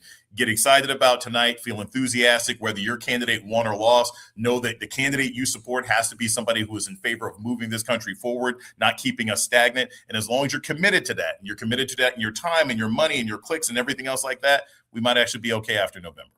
Appreciate you, and amen to that. Thank you very much. Your students are lucky, very lucky people that they get to learn from you. Thank you very much, my friend. See you at Comic-Con. All right, take care. We can go back and listen to a little bit more. Let's see if the audio gets a little bit better. I was hungry and you fed me. I was thirsty and you gave me something to drink. I was a stranger and you invited me. I was and you fed me. I was sick and you looked after me. I was in prison and you visited me. Will we have built a nation that is rooted in love and in its ideas of a more perfect union? All right. No, the system's been rigged. The audio is not super great, but that is from Representative Justin J. Pearson's YouTube channel. So they don't have really great audio in there. But yeah, I think everyone in the chat agrees. It is a very good night for progressives. This 31-year-old man, he and his wife, Oceana, is that you can see her there wiping sweat from his brow. His very young staff.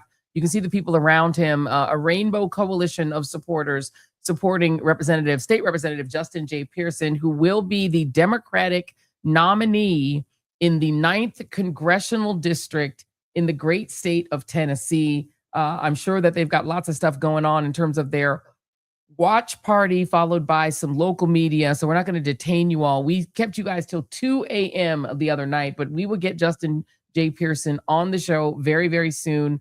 I just sent him congratulations via text, and we are really, really excited for him. And these are winnable races. So heads up, DCCC.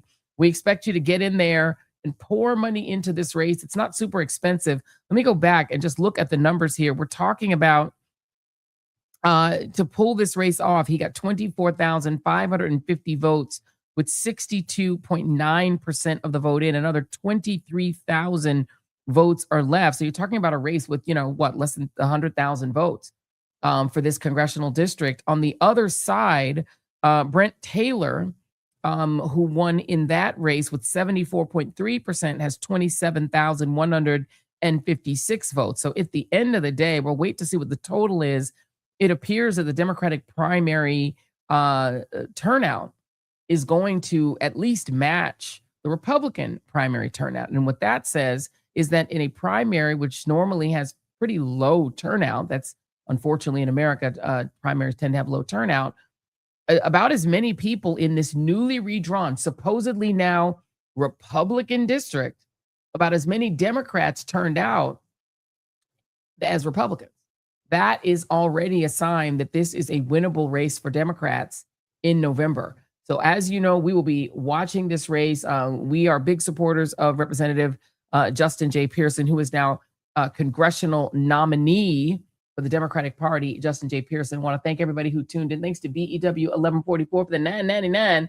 We appreciate that. We appreciate our members. Let me go up here and see if we got, who is this? This is KBATS 9060 upgraded their membership to readers on tonight. KBATS, welcome to the readers family. We've got a live, we owe you guys a live very soon. We will do that. BWEL 1144 999. Thank you guys very much.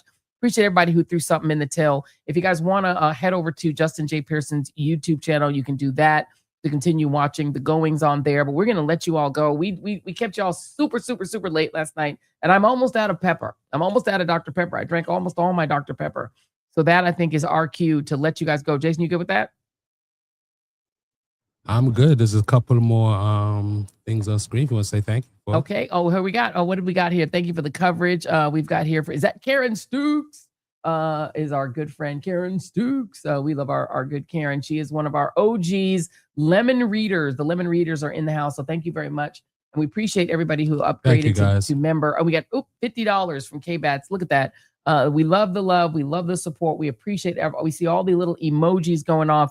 Also want to big up our friends on Substack. The Stackers are in the house. We appreciate you all. Always got Martin D. Vasquez, always in the house. We got Carol Frida. We got Genevieve Angers Payen and Brian Carasculo. Well, those sound like very important names.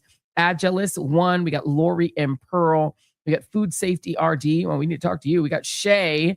We got Karen and so many other people. We'll get Justin on the show. We can't call him Justin. Representative Justin J. Pearson on the show very soon. I'm proud of him and excited and proud of all you voters. If you voted in Tennessee, you did the right thing. You did not just your civic duty, but you did something you should be very proud of yourself for doing. Jason, any final thoughts? What did Russell Simmons used to say? Thank you and good night. You hear me? Yep, I got it. Thank y'all. Cheers. Getting back to the basics, grassroots level. Let me dig a little deeper with the shovel. Plenty can't tell the forest from the trees, and I'm hard to detect, like a black hole in the dark. Injustice anywhere, it's a threat to justice everywhere. Let me make this clear, I got a bone to pick, and I'll never fear the threat of poverty. They don't want to talk about it, they rather party, so I'm a real talk about it, for sure.